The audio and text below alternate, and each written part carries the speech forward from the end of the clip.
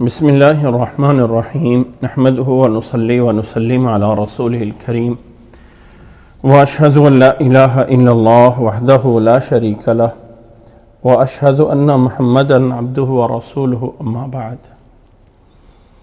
آج ہماری یہ کلاس گزشتہ ترتیب کے اعتبار سے 7 نمبر کلاس ہے، جو کہ ہم تفسیر یا دورہ قرآن کر رہے ہیں، اور آج ہم اس کلاس میں سورۃ البقرہ کی آیت نمبر 2 سے آیت نمبر 3 سے شروع کریں گے۔ اللہ سے دعا ہے کہ اللہ تعالی ہمیں سننے، سمجھنے اور عمل کرنے کی توفیق عطا فرمائے۔ سورۃ البقرہ، کل گزشتہ کلاس میں یہ بتایا گیا تھا کہ سورۃ البقرہ کا نام سورۃ البقرہ کیوں رکھا گیا، پہلا پوائنٹ۔ دوسرا پوائنٹ یہ بھی بتایا گیا تھا کہ سورۃ البقرہ کا لفظ بقرہ کا سورۃ البقرہ کے ساتھ کیا لنک ہے۔ اس میں 3 پوائنٹ بتائے گئے تھے، اور امید ہے کہ وہ تینوں پوائنٹ یاد ہونے چاہیے۔ خلاصہ یہ ہے کہ نمبر 1 جو واقعہ بقرہ کا گزرا ہے، اس سے اس کا تعلق ہے۔ سورۃ البقرہ میں ایک بقرہ کا واقعہ گزرا ہے، اور اس سے بھی تعلق جوڑنے کی حکمت یہ ہے کہ اس واقعے کی طرف اشارہ کرنا مقصد ہے کہ اللہ تعالیٰ کے احکامات کو مانا جائے بغیر کسی جرح اور بغیر کسی اعتراض کے۔ بنی اسرائیل کی طرح نہ ہویا جائے کہ جنہیں یہ کہا گیا تھا کہ بقرہ جو ہے وہ اسے ذبح کرو، گائے ذبح کرو، اور انہوں نے اس میں اتنا ٹال مٹول کیا، اتنے اعتراضات کیے کہ بڑی مشکل جا کے گائے ذبح کی۔ اللہ تعالیٰ نے یہ واقعات عبرت کے لیے دلائے ہیں، اور چونکہ سورۃ البقرہ میں احکامات ہیں، بہت زیادہ احکامات ہیں، عمل کرنے کے لیے مسائل باقاعدہ حلال، حرام، جائز، ناجائز، طلاق، نکاح اور حج، عمرہ، بہت سارے، حتیٰ کہ خرید و فروخت، سود، بیع کیا ہے، سب کچھ اس سورۃ بقرہ میں بیان ہوا ہے۔ اور سورۃ بقرہ میں ان احکامات کے لیے لازم تھا کہ اللہ تعالیٰ کی اس طرح اطاعت کی جائے کہ جیسے من وعن کیا جائے، نہ یہ ہے کہ وہ گائے والوں کی طرح اعتراضات کیے جائیں۔ وہ ایک چیز۔ دوسری چیز یہ بھی بتائی گئی ہے کہ بقرہ کا اس گائے سے تعلق نہیں ہے، بلکہ لفظ بقرہ با قاف را، اس کا مطلب ہوتا ہے کسی چیز کو نکالنا، اور کل وضاحت کر دی تھی کہ بقرہ یہ ایک روٹ ورڈ ہے، با قاف را، اور اسی روٹ ورڈ کا دوسرا ہے قاف با را، یعنی بقرہ اور قبرہ۔ قبر کا معنی ہوتا ہے کسی چیز کو زمین میں داخل کرنا، اور بقرہ کا معنی ہوتا ہے کسی چیز کو، بقر کا مطلب ہوتا ہے نکالنا۔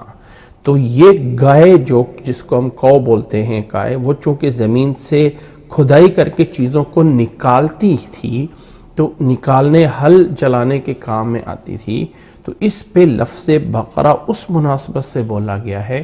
اور قرآن مجید میں یہ لفظ اس مناسبت سے بولا گیا کہ قرآن مجید ایک ایسی کتاب ہے کہ جس کے اندر سے بہت کچھ نکلنے والا ہے، نکالنے والی ہے احکامات کو، گویا کہ اندھیروں سے نکال کے روشنیوں میں لانے والی ہے۔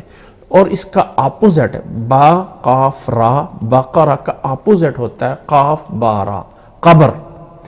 قبر ہوتا ہے زمین میں ڈالنے والا، اور بقرہ ہوتا ہے زمین سے نکالنے والی۔ تو اس مناسبت سے سورۃ البقرہ بہت سارے احکامات کو بتا کر اندھیروں سے نکال کے روشنیوں کی طرف لانے والا، یہ دوسرا پوائنٹ بتایا گیا تھا۔ تیسرا پوائنٹ بتایا گیا تھا کہ عربی میں باقر کا لفظ، ہم نے امام باقر کا نام سنا ہوگا، امام ابو جعفر یعنی محمد بن علی بن زین العابدین بن حسین، ان کا نام جو لوگ امام باقر کے نام سے جانتے ہیں، وہ ان کو صفت باقر سے اس لیے پکارا گیا تھا کہ باقر کا معنی ہے جمع کرنے والا، ہاں، جمع کرنے والا۔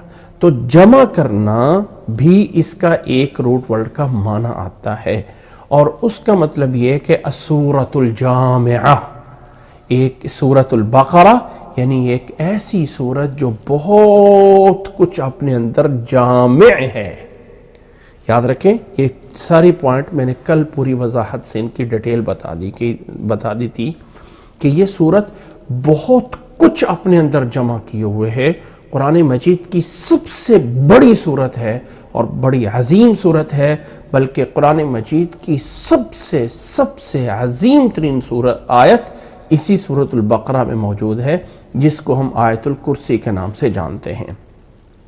تو یہ سورۃ البقرہ بمعنی جامع، یہ سورۃ البقرہ بمعنی مخرج من الظلمات الی النور، یا یہ سورۃ البقرہ اشارہ اس واقعے کی طرف اس مناسبت سے ہے کہ اللہ کے احکامات کو ماننا ہے اور بنی اسرائیل کی طرح نہیں بننا ہے۔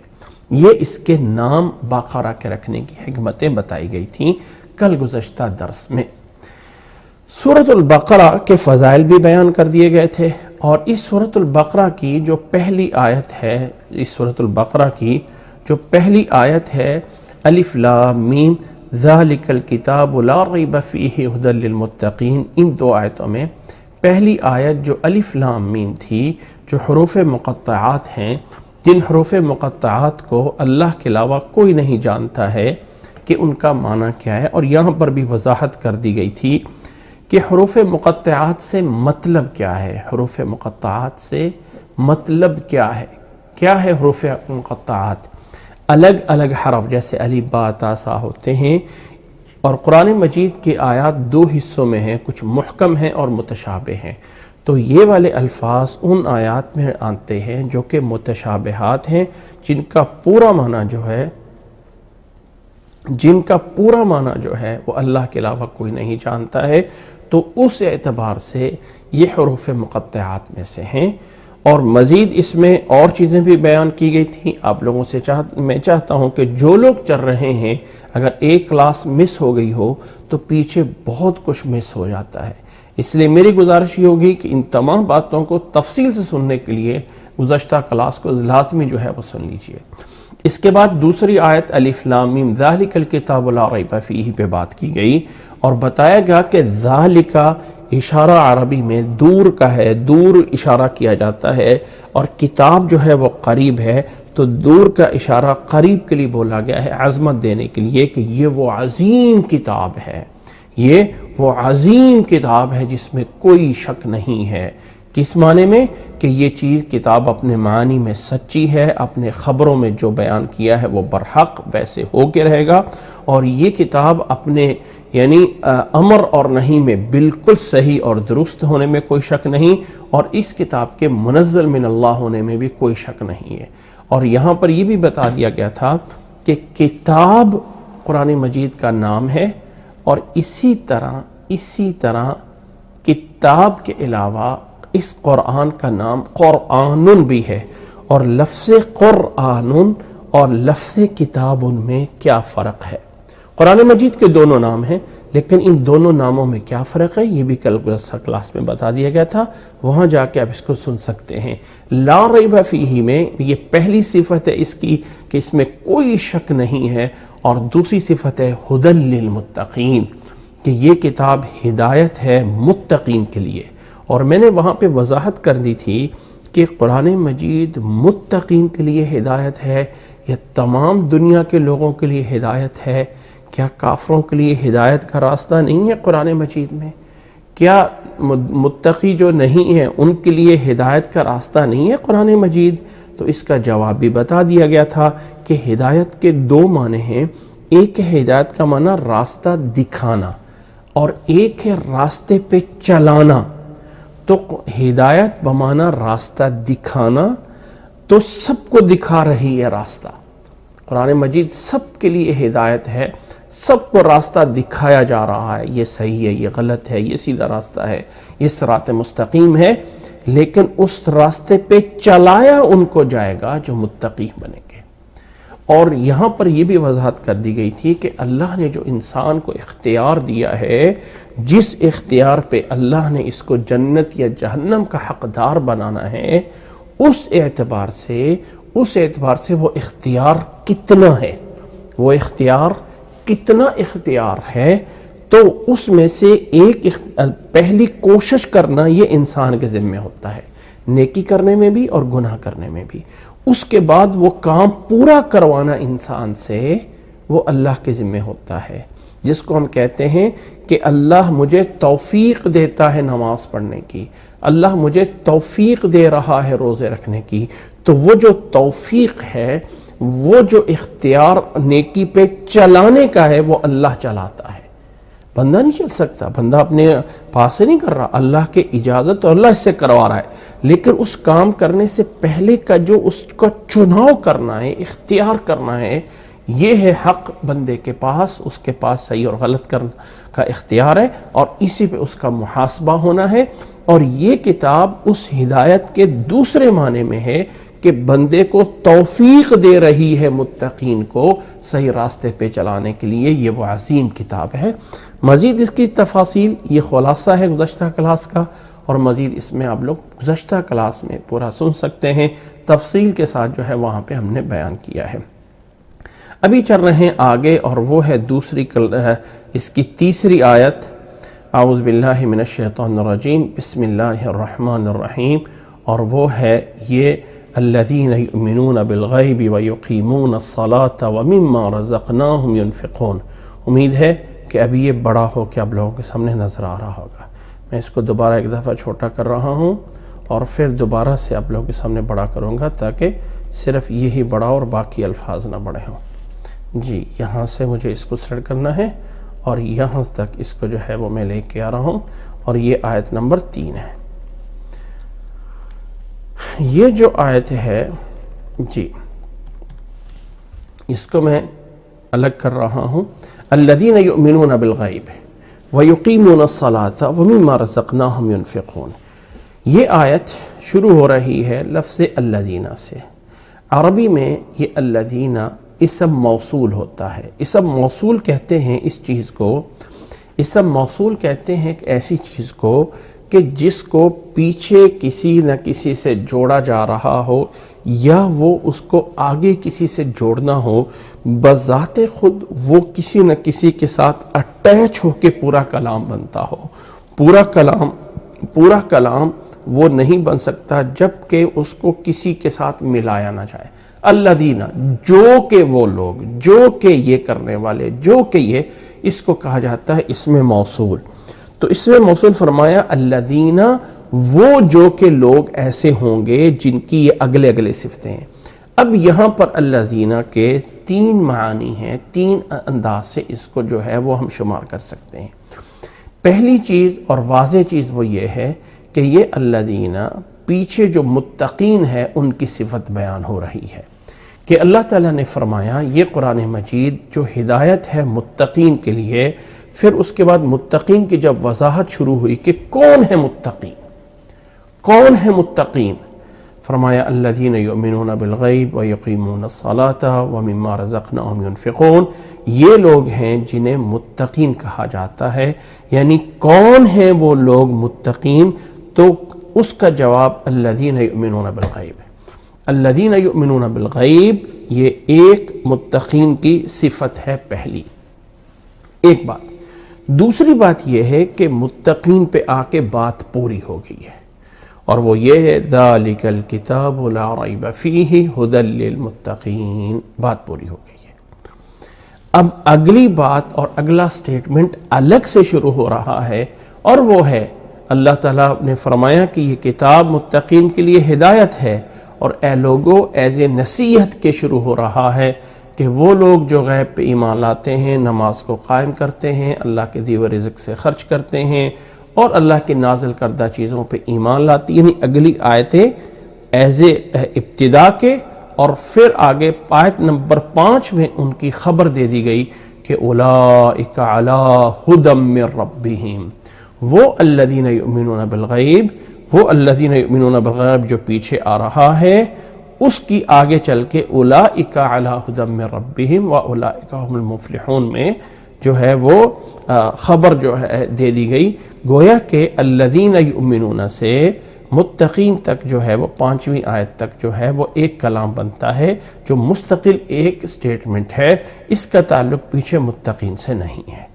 یہ ایک ہے کہ اور الذین جو ہے یہ ابتدا ہے، نیا کلام یہاں سے شروع ہو رہا ہے، اور پچھلی آیت جو ہے وہ ختم ہو رہی ہے۔ یہ ہے دوسری بات۔ تیسری بات یہ بتائی جاتی ہے کہ یہاں سے نیا کلام تو شروع ہو رہا ہے، لیکن اس سے پہلے الذین سے پہلے بجائے اس کو کہ اس کو مبتدا عربی گرامر کے حساب سے بنایا جائے، اس کو یہاں پہ منصوب بنایا جائے گا، اور اس سے پہلے ایک ورب عربی میں بعض دفعہ لایا جاتا ہے کہ وہ پوشیدہ ہے، جس کو معنی میں رکھا جا رہا ہے۔ گویا کہ اللہ تعالیٰ یہ فرما رہا ہے کہ یہ وہ عظیم کتاب ہے جس میں کوئی شک نہیں ہے اور متقین کے لیے ہدایت ہے، اور میں خاص کر رہا ہوں۔ اخصو، خاص کر کے مخاطب کیا جا رہا ہے اس کلام میں، تو اخصو کا خاص کرنا، اخصو کا ورب جو ہے وہ الذین سے پہلے ایک ذہن میں لایا جاتا ہے۔ یعنی عربی زبان میں ایسا بہت سی جگہوں پہ آئے گا، ایسا بہت سی جگہوں پہ ہوتا ہے کہ ایک چیز لفظ سائلنٹ ہوتا ہے اور اس کا معنی آ رہا ہوتا ہے اور وہ پڑھا نہیں جا رہا ہوتا ہے۔ تو اخصو الذین یؤمنون بالغیب، یعنی خاص کر کے وہ لوگ متوجہ ہوں جو غیب پہ ایمان لاتے ہیں، نماز قائم کرتے ہیں، رزق دیے ہوئے رزق سے خرچ کرتے ہیں، اور یہ لوگ ہیں کامیاب ہونے والے۔ تو الذین کو ان آیات کے اندر جوڑنے کے لیے 3 آپشن موجود ہیں کہ اس کا پچھلی آیت سے کیا لنک ہے۔ نمبر 1 پچھلی آیت کی صفت ہے، نمبر 2 یہ ایک مستقل ابتدا ہے، اور نمبر 2 مستقل ابتدا تو ہے لیکن ایک ورب کو ساتھ ملا کر ہے۔ یہ 3 انداز میں اس کو یہاں پہ جوڑا جائے گا۔ تو اللہ تعالیٰ نے فرمایا الذین یؤمنون بالغیب، وہ لوگ الذین کا معنی کیا ہے؟ وہ لوگ۔ اب آگے چل رہے ہیں یؤمنون بالغیب۔ یؤمنون بالغیب کا معنی کیا ہے؟ یؤمنون بالغیب کا کیا معنی ہے؟ یؤمنون یہ ایمان سے نکلا ہوا ہے۔ یہاں پر میں اس کو اسی لفظ کو تھوڑا سا پہلے واضح کر دوں کہ یؤمنون اس کے روٹ ورڈ ہے میم اور نون، امن۔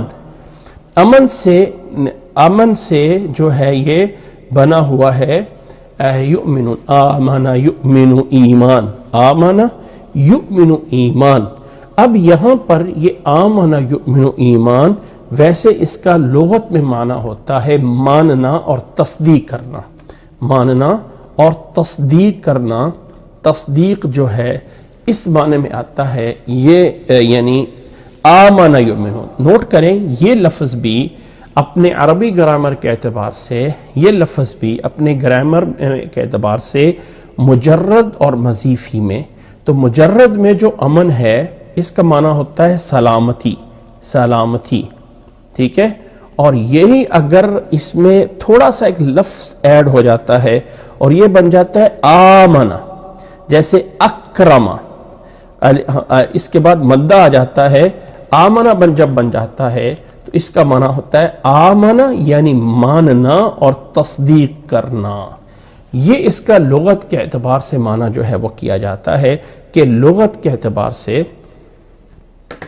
جو لوگ معذرت چاہتا ہوں تھوڑا سا رکنے کے لیے، جو لوگ سوشل میڈیا پہ خاص طور پہ یوٹیوب پہ موجود ہیں تو انشاءاللہ تعالیٰ آپ لوگوں تک آواز پہنچ رہی ہوگی۔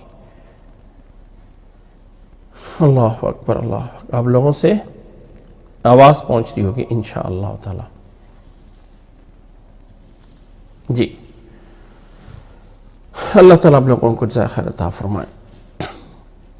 جی تو میں بات کر رہا ہوں آمنہ کی۔ تو امنہ جو اس کا روٹ ورڈ امن اور سلامتی، یہ ہماری اردو لینگویج میں بھی اور ہندی لینگویج میں بولا جاتا ہے، اور یہی اس حمزہ کے بعد الف لایا جاتا ہے جو کہ باب افعال اکرم یکرم اکرام سے آتا ہے، افعل یفعل افعال سے، اسی سے یہ ایمان آتا ہے۔ تو جب آمنہ بن جاتا ہے تو اس کا معنی بن جاتا ہے تصدیق۔ تو لغت کے اعتبار سے، عربی لغت اور لینگویج کے اعتبار سے، عربی لغت اور لینگویج کے اعتبار سے اس کا معنی ہے دل سے کسی چیز کو مان لینا۔ لیکن شریعت کے اندر نوٹ کریں اس بات کو، اسلامی شریعت کے اندر جو ہے ایمان 3 چیزوں پہ لازم آتا ہے۔ نمبر 1 دل سے ماننا، نمبر 2 زبان سے اقرار کرنا، اور نمبر 3 اعمال سے اس چیز کی تصدیق کرنا۔ میں خلاصہ کر رہا ہوں، اس کی چیز کی ڈیٹیل میں ابھی جاؤں گا تو بات لمبی ہو جائے گی، صرف خلاصہ بیان کر رہا ہوں کہ 3 جز ہیں پورے، اگر ان میں سے ایک جز نہیں آتا ہے تو ایمان نہیں سمجھا جاتا۔ کسی چیز کو دل سے ماننا، نمبر 2 زبان سے اقرار کرنا، اور نمبر 2 عمل سے اس کی تصدیق کرنا۔ آپ لوگوں کو یقیناً یہ خبریں یا باتیں سنی ہوئی ہوں گی کہ اللہ کے نبی صلی اللہ علیہ وسلم کے دور میں جو کافر تھے، اللہ کے نبی صلی اللہ علیہ وسلم کے دور میں جو کافر تھے وہ کہتے تھے کہ یہ رسول برحق ہے۔ ابو جہل، ولید، عتبہ، شیبہ آپ کو نبی اور رسول ہونا جانتے تھے، بلکہ رات کو چھپ چھپ کر کے آ کے اللہ کے نبی صلی اللہ علیہ وسلم کی تلاوت کی آواز بھی سننے کی کوشش کرتے تھے، لیکن زبان سے اللہ کے نبی کی نبوت کا اقرار نہیں کیا اور عمل سے اس کی تصدیق نہیں کی ہے، تو انہیں جو ہے وہ مسلمان نہیں سمجھا گیا۔ یعنی دل سے، اب مثال کے طور پہ ہم لوگ جو ہیں اگر دل سے کہتے ہیں کہ جی وہ جیسے ہم دنیا کے بڑے بڑے ہیرو ہوتے ہیں نا، بڑے بڑے سیلیبریٹی اور بڑے بڑے ہیرو ہم جانتے ہیں فلانا بڑا ہیرو تھا، بڑا مجاہد تھا، جیسے ہم بڑے ہیروز کا نام مثال کے طور پہ ہم کہتے ہیں صلاح الدین ایوبی ایک بہت بڑا گزرا ہے، نور الدین زنگی ایک بہت بڑا گزرا ہے، فلاں بہت بڑا ہے، فلاں بہت بڑا ہے، تو یہ جاننا، ٹھیک ہے، یہ جاننا آیا ایمان ہے؟ نہیں۔ اس جاننے کے ساتھ اقرار کرنا زبان سے اور اپنے عملوں سے اس کا ثابت کر دینا، یہ 3 چیزیں پوری ہو کے مومن بنتے ہیں۔ اور اللہ ہمارے مسلمانوں کو ہدایت دے کہ آج کل ہمارے اکثریت میں تصدیق تو پائی جاتی ہے، لیکن زبان سے اقرار بھی کہیں پایا جائے گا، لیکن عمل سے تصدیق ہمارے دلوں میں بہت کم ہے، بہت کم ہے۔ اللہ مسلمانوں کو صحیح طرح مومن بننے کی توفیق عطا فرمائے۔ تو اللہ تعالیٰ نے فرمایا اس میں الذین یؤمنون بالغیب، وہ لوگ جو ایمان لاتے ہیں، تصدیق کرتے ہیں، اس طرح کی تصدیق جس کو ایمان اسلام میں سمجھا جاتا ہے، اور وہ تصدیق 3 طرح جیسے میں نے بتایا ہے، 3 انداز سے کہ دل سے، زبان سے اور عمل سے کرنے کے بعد اب آگے جو ہے بالغیبی، وہ تصدیق جو ہے وہ غیب کی کرتے ہیں۔ یؤمنون بالغیبی، با جو ہے ایمان جو ہے آمن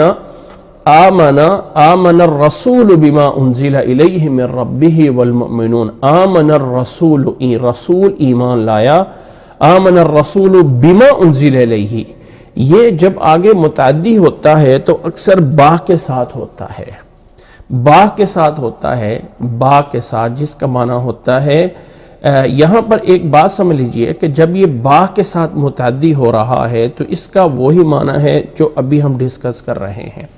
اگر با کے بغیر یہ آگے متعدی یعنی با نہ آئے اور یؤمنون الغیب، یؤمنون الغیب مثال کے طور پہ ایسے آ جائے تو اس میں اس کا ایک اور معنی بھی آ جاتا ہے، جس کا معنی ہوتا ہے پناہ دینا۔ کسی بندے کو میں نے فلاں شخص کو پناہ دے دی، آمنت فلانن، میں نے فلاں کو جو ہے وہ امان دے دی ہے، تو اس کو پناہ دینے میں کسی کو اپنی حفاظت میں لینے کے لیے معنی استعمال ہوتا ہے، اور تصدیق کے لیے اور ایمان کے معنی میں با کے ساتھ جوڑا جاتا ہے۔ یہ با حرف جر ہے، اور با حرف جر کے بسم اللہ میں بھی ہم پیچھے معنی جان چکے ہیں، یعنی اس کا پیچھے معنی بسم اللہ میں مدد اور تعاون کے لیے، یہاں پر یہ با ایز اے اٹیچ اور صلہ کے اور اس آمنہ کے ورب کے معنی کو آگے لانے کے لیے، اس کو کہتے ہیں با التعدیہ، با التعدیہ، یعنی آمنہ میں جو تصدیق کا معنی ہے اس کو اٹھا کے آگے تک لے کے جانا، یا اس آگے والے کو پیچھے والے کے ساتھ جوڑ دینا، یہ اس فعل کو متعدی کرنا، اس کو با التعدیہ کہتے ہیں۔ اور با التعدیہ کے بعد آگے جو لفظ ہے وہ ہے الغیب، الذین یؤمنون بالغیب، الذین یؤمنون بالغیب، اللہ اکبر، جی، الذین یؤمنون بالغیب۔ الغیب کیا ہے؟ الغیب کیا ہے؟ ویسے غیب جو ہے اگر ہم دیکھا جائے تو اس کے شروع میں بھی الف لام ہے، الف لام، اور الف لام کا ہم بار بار جان چکے ہیں کہ الف لام بہت سارے معنی میں ہوتا ہے، اور یہاں پر الف لام ایک مخصوص معنی خاص اشارے کی طرف مراد ہوتا ہے، خاص قسم کا غیب جو کہ شریعت میں بتایا گیا ہے۔ عالم الغیب فلا یظہر علی غیبہ احدا، قرآن مجید میں اللہ تعالیٰ نے فرمایا ہے عالم الغیب فلا یظہر علی غیبہ احدا۔ اب اس لفظ کے بارے میں کچھ آیات بتانا ضروری سمجھتا ہوں، اور وہ ہے مثال کے طور پہ الغیب کے لفظ کو اگر میں قرآن مجید سے نکالوں تو اب ذرا غور کیجئے، میں یہ اس لیے لفظ نکال رہا ہوں کہ قرآن مجید میں 40 دفعہ آیا ہے، اور یہاں پر میں وہ سمجھانا چاہتا ہوں وہ بات، شاید اللہ تعالیٰ ہمیں اس کو آگے سمجھ، اور یہ بھی میں بتانا چاہتا ہوں کہ جو لوگ قرآن مجید کو غلط معنی میں لے کے اپنے لیے استعمال کرتے ہیں وہ کیسے کرتے ہیں۔ سورۃ بقرہ کی آیت نمبر 3 میں استعمال ہوا ہے یؤمنون بالغیب، جس کا معنی وہی ہے کہ جو دین اسلام یا وہ چیزیں جو اس کا معنی میں آگے کرتا ہوں۔ اسی طرح ذالک من انباء الغیب نوحیہ الیک، یہ غیب کی خبریں ہیں جو ہم آپ کی طرف وحی کر رہے ہیں، سورۃ آل عمران کی آیت نمبر 44 میں۔ آگے سورۃ آل عمران کی 179 آیت میں وما کان اللہ لیطلعکم علی الغیب، اللہ تعالیٰ تمہیں غیب پہ مطلع نہیں کرنے والا ہے۔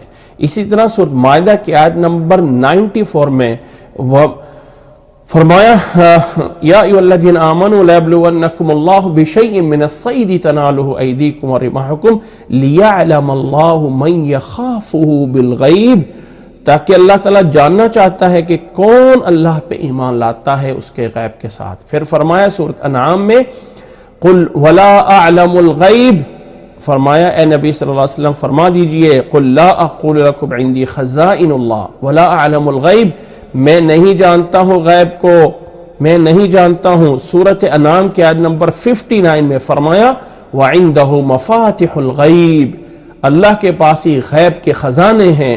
اسی طرح فرمایا سورۃ انعام کی آیت نمبر 73 میں عالم الغیب والشہادہ، وہ غیب اور شہادہ کا وہی عالم ہے۔ اس طرح کر کے میں ان آیتوں کو بعد میں پورا کرتا ہوں، ذرا اس لفظ کے اوپر واپس آئیے۔ غیب سے مراد لیا جاتا ہے غین غابا، یہ روٹ ورڈ تب استعمال ہوتا ہے کوئی چیز ایسی ہو غین یا غا یا با، جو چیز انسان دنیا کی آنکھ سے نہیں دیکھ سکتا، صرف آنکھ سے نہیں بلکہ حواس خمسہ سے نہیں پہچان سکتا۔ انسان کے حواس خمسہ ہیں اس کا دیکھنا، ٹھیک ہے، اس کا چھونا، اس کا زبان سے چکھنا، اور اس کا ناک سے سونگنا۔ نہ ہی وہ سونگ کے اس رزلٹ تک پہنچ سکے، نہ ہی دیکھ کر پہنچ سکے، نہ ہی اس کو جو ہے وہ چھو کر پہنچ سکے، نہ ہی زبان سے جو ہے وہ چکھنے سے۔ تو حواس خمسہ سے انسان جس چیز تک نہیں پہنچ سکتا اس کو کہا جاتا ہے وہ چیز پوشیدہ ہے، غائب ہے۔ غائب ہے لیکن چیز موجود ہے، وہ آپشن اور وہ چیز موجود ہے، لیکن ہم وہاں تک اپنے ان اعضاء خمسہ سے، ان اپنے حواس خمسہ سے نہیں پہنچ سکتے ہیں۔ اور اسی طرح یاد رکھ لیجئے گا کہ اب میں آگے تھوڑی سی یہ بات بھی لازمی کرنا چاہتا ہوں کہ غیب کو ہم 2 حصوں میں تقسیم کر دیتے ہیں۔ ایک ہے الغیب المطلق، میں اس کو کہہ دوں گا الغیب اس کو بڑا کر دوں میں، الغیب المطلق، مطلق میں اس کو بول دوں گا، اور دوسرا میں بول دوں گا الغیب النسبی، الغیب النسبی۔ یہ میں اس لیے بول رہا ہوں غیب مطلق اور غیب نسبی، اس لیے میں بول رہا ہوں کہ ایک وہ غیب ہے جو سب سے پوشیدہ ہے اور اس کو کوئی نہیں جانتا ہے اللہ کے سوا، اللہ کے سوا اس کو جو ہے وہ کوئی نہیں جانتا ہے، وہ ہے غیب مطلق۔ اور غیب نسبی یہ ہے کہ کچھ لوگ اس کو جانتے ہوں گے اور کچھ لوگ اس کو نہیں جانتے۔ مثال کے طور پہ آپ میرے سامنے کھڑے ہوں اور میں آپ کے سامنے موجود ہوں، تو آپ سے پوچھا جائے کہ میرے دادا جی کا نام کیا ہے یا میرے پردادا جی کا نام کیا ہے، تو آپ کو نہیں پتا لیکن مجھے پتا ہے، تو آپ کے لیے وہ غائب ہے، میرے لیے وہ چیز غائب نہیں ہے۔ آپ کے لیے وہ غائب ہے اور میرے لیے وہ چیز غائب نہیں ہے۔ اور اللہ تعالیٰ نے جو یہاں پہ مطلوب ہم سے لیا ہے وہ غیب مطلق ہے، ہر وہ اصل غائب جو سب سے غائب ہے اللہ تعالیٰ اس کو جاننے والا ہے، اور ہم مانتے ہیں کہ وہ اللہ تعالیٰ نے جو کچھ کہا ہے صحیح۔ مثال کے طور پہ جنت، جہنم، قیامت کا دن، قبر کا عذاب، قبر میں کیا ہونا ہے۔ کچھ لوگ کہتے ہیں یار ہم اپنے مردے کو سامنے رکھ دیتے ہیں، ایک شیشے کے اندر رکھ دیتے ہیں اور شیشے کے اندر اس کو بند کر دیتے ہیں، نہ ہی وہاں، یا ہم قبر میں جا کے ایک CCTV کیمرہ لگا دیتے ہیں اور CCTV کیمرے سے دیکھتے ہیں کہ اس کے بعد فرشتے کیسے آتے ہیں، تو ہمیں تو کچھ بھی نہیں نظر آتا، ہمیں کچھ بھی نہیں آتا۔ تو اس کا جواب کیا ہے کہ یہ ساری چیزیں ہم سے غائب ہیں۔ اور پھر یہاں پہ ایک بات سمجھ لیجئے کہ یہ جو دنیا کا ایک جہان ہے نا، اسی طرح جو آخرت کا ایک جہان ہے وہ اس سے بالکل ڈیفرنٹ ہے۔ یہاں پر ہمارے ایک کھانے کا سسٹم ہے، ایک معدے کا سسٹم ہے، ایک جو ہے ہوا اور پانی کا سسٹم ہے، وغیرہ وغیرہ سسٹم ہے۔ وہ جو ایک جہان ہوگا وہ اس سے ہٹ کر ہے۔ اب جنت کے بارے میں اللہ تعالیٰ نے ضرور پتا ہے کہ پانی کی نہر، دودھ کی نہر، شہد کی نہر، لیکن ساتھ یہ بھی کہا ہے کہ فَلَا تَعْلَمُ نَفْسٌ مَا أُخْفِيَ لَهُم مِّن قُرَّةِ أَعْيُنٍ، کسی جان کو نہیں پتا کہ اللہ نے اس کی آنکھوں کی ٹھنڈک کے لیے کیا کچھ بنا کے رکھا ہے۔ لہذا اس جہان کا ہم اس جہان پہ قیاس نہیں کر سکتے کہ اب مردہ پڑا ہوا ہے، اس میں کیمرہ لگا ہوا ہے، اس پہ جو ہے یا یہ ہے کہ اس میں جو ہے وہ کیمرہ کے علاوہ ہم یا اس کو شیشے میں رکھا ہوا ہے، تو ہمیں تو نہیں پتا کہ اس کے ساتھ اب ایک بندے مردے کو دفن کرنے جاؤ تو آپ CCTV کیمرہ نیچے لگا دو، کوئی بڑا مشکل ہے، تار ہی باہر نکلے گی نا، اس کو وائرلیس کر دو یا اس کو جو ہے وہاں پہ پہنچا دو جہاں آپ نے دیکھنا ہے کمرے میں، تو کچھ نظر نہیں آئے گا۔ اس لیے کہ وہ معاملات اللہ تعالیٰ نے جس جہان میں کرنے ہیں اس جہان سے ہمارے ان حواس خمسہ کا تعلق نہیں ہے کہ ہم اس کو آنکھوں سے دیکھیں، اس کو جو ہے وہ محسوس کریں، نہیں۔ اللہ تعالیٰ کبھی اپنی قدرت دکھا بھی دیتا ہے۔ اور یہاں پہ ایک بات سمجھانے کے لیے میں بات کر رہا ہوں کہ ان اللہ علی کل شیء قدیر کا معنی یہ نہیں ہے کہ اللہ ہمیں ان چیزوں پہ قادر ہے جو میرے اور آپ کے دماغ میں آتی ہیں۔ میرے اور دماغ کا جو رزلٹ ہے وہ 2 اور 2 4 ہوتے ہیں، 4 اور 4 8 ہوتے ہیں، اور 8 اور 8 16 ہوتے ہیں۔ یہ ہمارے دماغ کا رزلٹ ہے۔ 1 + 1 کتنا ہے؟ 2، اور 2 + 2 کتنا ہے؟ 4۔ یہ فائنل ہے۔ دماغ کیا 2 + 2 جو ہے یہ ہو سکتے ہیں کہ 10 ہو جائے؟ نہیں ہو سکتے۔ اور 1 + 1 کتنے ہوں گے؟ 2 بنیں گے۔ لیکن اللہ اس چیز پہ قادر ہے کہ وہ 1 + 1 یا 2 + 2 مل کے 4 نہ بنے، بلکہ وہ 1000 بن جائے، 1000 بن جائے، 100 بن جائے۔ وہ کیسے بنے گا؟ اللہ اس چیز پہ قادر ہے۔ اللہ نے ہماری یہ ایک باڈی کی ایک مشینری بنائی ہے، جیسے ایک کمپنی جو ہے وہ ایک موبائل کمپنی بناتی ہے اور پھر اس باڈی میں وہ اپنے ایک سافٹ ویئر ڈالتے ہیں کہ وہ موبائل وہ سافٹ ویئر کے اندر جو فنکشن رکھے گئے وہ کام کر سکتا ہے۔ اب اگر آپ موبائل سے کہیں کہ وہ آپ کو کھانا بنا کے دے دے، یا وہ آپ اسے کہیں کہ جی جو چیز اس کے اندر نہیں رکھی گئی ہے وہ نہیں کر سکتا۔ تو ہمارے دماغ کا جو سافٹ ویئر ہے وہ سافٹ ویئر 1 + 1 کو 2 بناتا ہے اور 2 + 2 کو جو ہے وہ 4 بناتا ہے۔ لیکن ان اللہ علی کل شیء قدیر، وہ اس سے بالا تر ہے، وہ سب کچھ کر سکتا ہے جو ہمارے دماغ میں نہیں بھی آتا ہے۔ اب جب ہم مردے کو وہاں پہ رکھے ہوئے ہوتے ہیں، ایک مثال دے کے میں سمجھاتا ہوں۔ اللہ کے نبی صلی اللہ علیہ وسلم کی زندگی کا ایک واقعہ ہے، اور وہ یہ ہے کہ اللہ کے نبی صلی اللہ علیہ وسلم مدینہ منورہ میں ایک کھجور کے خشک تنے، کھجور کا خشک لکڑی مسجد نبوی میں رکھی ہوتی تھی، اور منبر کے ساتھ یعنی مصلی کے ساتھ محراب کے ساتھ ہوتی تھی، اور اللہ کے نبی صلی اللہ علیہ وسلم جب خطبہ دیتے تھے جمعے کا تو اس پہ یوں ہاتھ رکھ کے کھڑے ہوتے تھے، اور وہ کھجور کا ایک تنا تھا، اس کے سامنے اللہ کے نبی، یا آپ سمجھ لیں آج کل کے لحاظ سے کوئی ڈائس بنا لیں کہ اس طرح کی وہ ایک کھجور کا تنا ہوتا تھا جس کے سامنے ہوتے تھے۔ پھر اللہ کے نبی صلی اللہ علیہ وسلم کے لیے منبر بنایا گیا۔ جب منبر بنایا گیا تو اللہ کے نبی صلی اللہ علیہ وسلم اس کھجور کے تنے کو چھوڑ کے جیسے آگے گزرے اور منبر پہ چڑھنے لگے تو اس کھجور کے تنے سے رونے کی آواز آ گئی تھی کہ آج نبی مجھے چھوڑ کے آگے جا رہا ہے۔ اللہ اکبر۔ ذرا یہ بتائیے اس بے جان چیز میں، اس خشک تنے میں احساس کس نے پیدا کیا؟ اللہ نے۔ اس بے جان چیز میں احساس کیسے پیدا ہو گیا کہ آج نبی مجھے چھوڑ کے آگے جا رہا ہے؟ جو ذات اس خشک تنے میں احساس پیدا کر سکتی ہے، وہ ذات اس مردہ جسم میں وہ احساس پیدا کر سکتی ہے کہ اب وہ راحت میں ہے یا وہ عذاب میں ہے، وہ نعمت میں ہے یا وہ عذاب میں ہے۔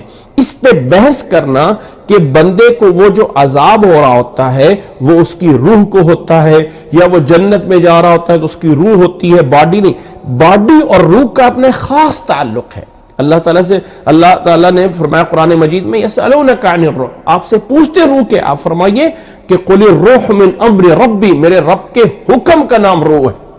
تو اس روح کا جسم کے ساتھ ایک اور تعلق ہوتا ہے جس کو ہم نہیں سمجھ سکتے۔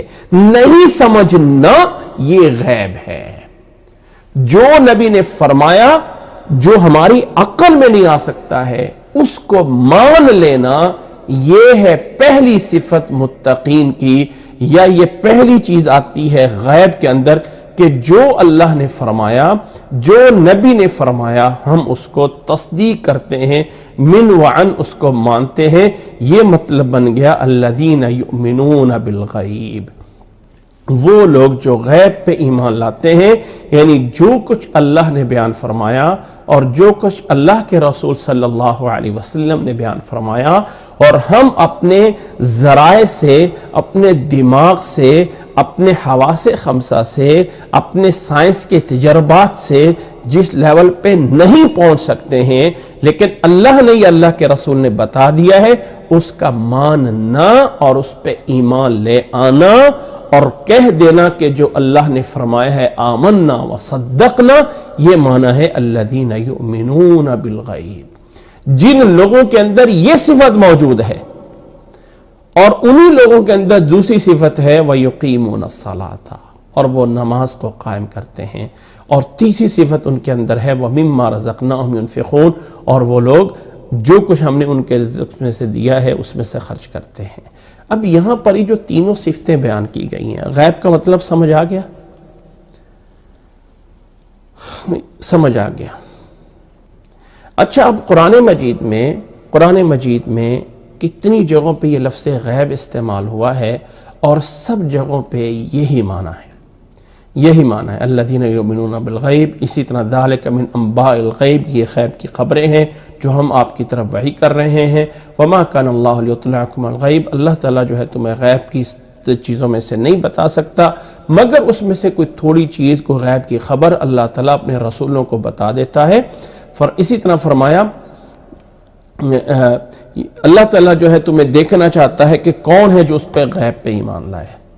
ان تمام آیتوں میں وَعِنْدَهُ مَفَاتِحُ الْغَيْبِ عَالِمُ الْغَيْبِ وَالشَّهَادَةِ وَلَوْ كُنْتُ أَعْلَمُ الْغَيْبِ لَاسْتَكْثَرْتُ مِنَ الْخَيْرِ، آگے فرمایا ثُمَّ تُرَدُّونَ إِلَى عَالِمِ الْغَيْبِ وَالشَّهَادَةِ، یا اسی طرح فرمایا وَقُلْ اعْمَلُوا فَسَيَرَى اللَّهُ عَمَلَكُمْ وَرَسُولُهُ وَسَتُرَدُّونَ إِلَى عَالِمِ الْغَيْبِ وَالشَّهَادَةِ۔ اسی طرح فرمایا فَقُلْ إِنَّمَا الْغَيْبُ لِلَّهِ فَانْتَظِرُوا إِنِّي مَعَكُمْ مِنَ الْمُنْتَظِرِينَ۔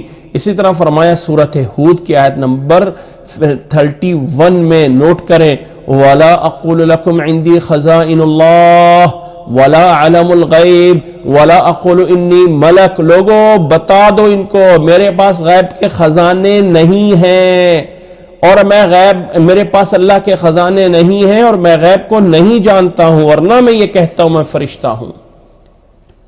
ٹھیک ہے، اب ان تمام باتوں سے جو ہمیں بات کا پتہ چلا وہ دو باتیں۔ پہلی بات، غیب صرف اللہ ہے، وہ عالم الغیب والشہادہ ہے، اللہ کے علاوہ کوئی نبی، کوئی رسول، کوئی فرشتہ، کوئی بھی عالم الغیب نہیں، کسی کو نہیں پتا کیا ہے، کل کیا ہونا ہے۔ وما تدری نفس ماذا تکسب غدا، آپ توقع تو کر سکتے ہیں، توقعات کے اندازہ کہ کل میں نے یہاں پہ جانا ہے، کل میں نے وہاں پہ آنا ہے، کل ادھر کرنا ہے، لیکن جو اصل ایگزیکٹ چیز ہے وہ آپ اگلے ایک سیکنڈ کی بھی گارنٹی نہیں دے سکتے ہیں کہ میں زندہ رہوں گا کہ میں مر جاؤں گا۔ تو یہ والی غائب اللہ کے علاوہ کوئی نہیں جانتا ہے، یہ ایک بات سمجھ لیں۔ دوسرا یہ ہے کہ قرآن مجید میں غائب اسی معنی میں ہی استعمال ہوا ہے۔ اب ذرا میں یہ بتا دوں کہ یہ میں زور اس لیے لا رہا ہوں، اللہ تعالیٰ ہدایت عطا فرمائے ان لوگوں کو جو قرآن مجید سے غلط معنی لینا چاہتے ہیں۔ کچھ لوگ جو اپنے نظریات کو قرآن سے ثابت کرنا چاہتے ہوتے ہیں، وہ یہ کہتے ہیں الذین یؤمنون بالغیب کا معنی یہ ہے کہ وہ لوگ جو امام غیب کو مانتے ہیں، وہ لوگ کہتے ہیں کہ 12 امام ہیں ہمارے، اور ان اماموں کو وہ مرتبہ دیتے ہیں جیسے کہ خدا اور الہ کا مرتبہ ہے، اور وہ کہتے ہیں ان میں سے 12واں امام ایسا ہے جو کہ غار میں پوشیدہ ہے، اور اس نے جو ہے وہ قیامت کے قریب نکلنا ہے، اور پھر اس نے حکومت کرنی ہے، جس کو وہ امام مہدی کا کہتے ہیں، اور وہ غار میں غائب ہے۔ اور الذین یؤمنون بالغیب کا معنی کیا ہے کہ متقی وہ لوگ ہیں جو اس غائب ہونے والے امام کو مانتے ہیں۔ کیا قرآن مجید میں غیب کا یہ والا معنی کسی اور آیت میں آیا ہے؟ کیا نبی صلی اللہ علیہ وسلم کی احادیث میں یہ والا معنی کہیں آیا ہے؟ نہیں آیا ہے۔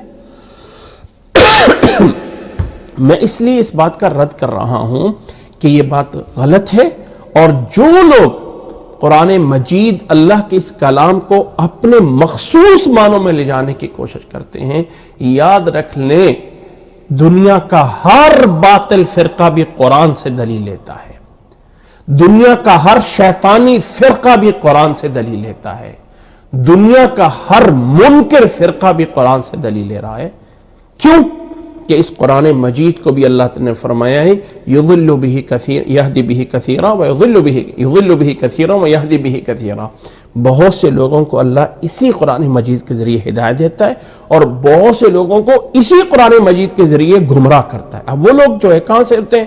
وہ کہتے ہیں ہمارے پاس بھی قرآن ہے، پڑھتے وہ بھی قرآن ہے، لیکن اسی قرآن کا وہ معنی لے رہے ہیں الذین یؤمنون بالغیب، کہ ہمارا غائب شدہ امام 12واں امام جو غار میں غائب ہے، ہم اس کو مانتے ہیں۔ اس غائب کا معنی یہ لیا جا رہا ہوتا ہے، نعوذ باللہ من ذالک۔ اس لیے میں نے اس بات پہ زور لگا دیا ہے کہ غائب کا مطلب ہمیں پتہ چل جائے، اور قرآن مجید کے اندر آنے والا یہ لفظ 40 ٹائم قرآن مجید میں آنے والا، اس کا رزلٹ میں نے جیسے غائب کا ڈالا ہے تو اس پہ 40 دفعہ قرآن مجید میں یہ آیت آئی ہے، اور کہیں پر بھی وہ لوگ اس کو لیتے ہیں، یہ کہیں پر بھی قرآن مجید میں معنی نہیں لیا گیا ہے۔ لہٰذا اس غیب سے وہی لیا جائے گا کہ جو اللہ تعالیٰ نے انسانوں سے چیزیں پوشیدہ رکھتی ہیں، ایمان والے اس کو مانتے ہیں۔ دوسرا جملہ ہے وَيُقِيمُونَ الصَّلَاةَ، الذین یؤمنون بالغیب ویقیمون الصلاۃ، یہ دوسرا جملہ ہے، اور اس پہ ذرا غور کیجئے تو یہ بھی 2 لفظ ہیں، ایک ہے یقیمون الصلاۃ، یقیمون، اور دوسرا ہے صلاۃ۔ سب سے پہلے میں اس میں صلاۃ پہ آتا ہوں۔ صاد، لام اور یا، یہ اس کا جو ہے روٹ ورڈ ہے۔ یہ یہاں پر پھر مجھے وہ چیز بتانا پڑے گی کہ عربی زبان میں جب ایک لفظ جو ہے وہ نکل کے بہت ساری چیزیں اس سے بنا کرتی ہیں نا، تو اس لفظ کے مختلف سانچوں میں، مختلف ابواب میں جب لفظ آتا ہے تو اس کے معنی بدل جاتے ہیں۔ صاد لام یا کا معنی ہے داخل ہونا، صاد لام یا کا معنی کیا ہے؟ داخل ہونے کے معنی میں بھی آتا ہے۔ سنصلیہ سقر وما ادراک ما سقر لا تبقی ولا تذر لواحۃ للبشر۔ قرآن مجید میں صلا یا نصلیہ کا صلا یا جو روٹ ورڈ ہے صاد لام اور یا، یہ رفع جو ہے اس معنی میں بھی استعمال ہوا ہے۔ سورۃ النساء کی آیت نمبر 30 میں دیکھ لیجئے، اس معنی میں بھی استعمال ہوا ہے کہ فسوف نصلیہ نارا، ہاں نصلیہ نارا، سورۃ النساء میں اسی طرح فرمایا، اسی طرح وتصلیۃ جحیم، ٹھیک ہے، سأصلیہ سقر، سأصلیہ سقر۔ تو یہ صاد اور لام اور یا عربی زبان میں صاد اور لام عربی زبان میں جب اس کو صاد اور لام اور یا سے معنی میں ہی ہو تو اس کا معنی ہوتا ہے کہ یہ اس کا معنی ہے داخل کرنا، داخل ہونا، صاد لام یا۔ لیکن اگر اسی روٹ ورڈ کو ہم اس میں سے لام کو شد دے دیتے ہیں اور باب تفعیل سے بنا دیتے ہیں، روٹ ورڈ وہی ہوگا لیکن اس میں لام جو ہے وہ اس میں شد آ جائے گی تو معنی آ جائے گا صلی یصلی، صلی یصلی۔ جب یہ صلی یصلی کے معنی میں آ جاتا ہے تو اب اس کے معنی میں ہوگا کہ نماز یعنی ذکر کرنا، ادائیگی کرنا، یہ اس کا اصلی لفظ ہوگا کہ ادائیگی کرنا، نماز پڑھنا، اللہ کو یاد رکھنے، بمعنی ذکر کے، بمعنی ذکر کے صلی یصلی، اور اس کا مصدر آتا ہے صلاتن، اس کا مصدر آتا ہے صلاتن۔ تو صلی یصلی صلاتن، صلی یصلی صلاتن، جب اس میں لام پہ شد ہے، اگر لام پہ شد نہیں ہے تو یہ معنی داخل کرنے کے معنی میں بھی استعمال ہوا ہے، داخل کرنے میں، اور جہنم کے داخل کے اندر میں بھی استعمال ہوا ہے صاد لام یا کا روٹ ورڈ قرآن مجید۔ لیکن جب اس میں صلی یصلی صلاتن ہے جس کا روٹ ورڈ یہ ہے تو اب اس کا معنی ہوتا ہے یعنی ذکر کرنا، یہ اس کا لغتاً معنی ہے۔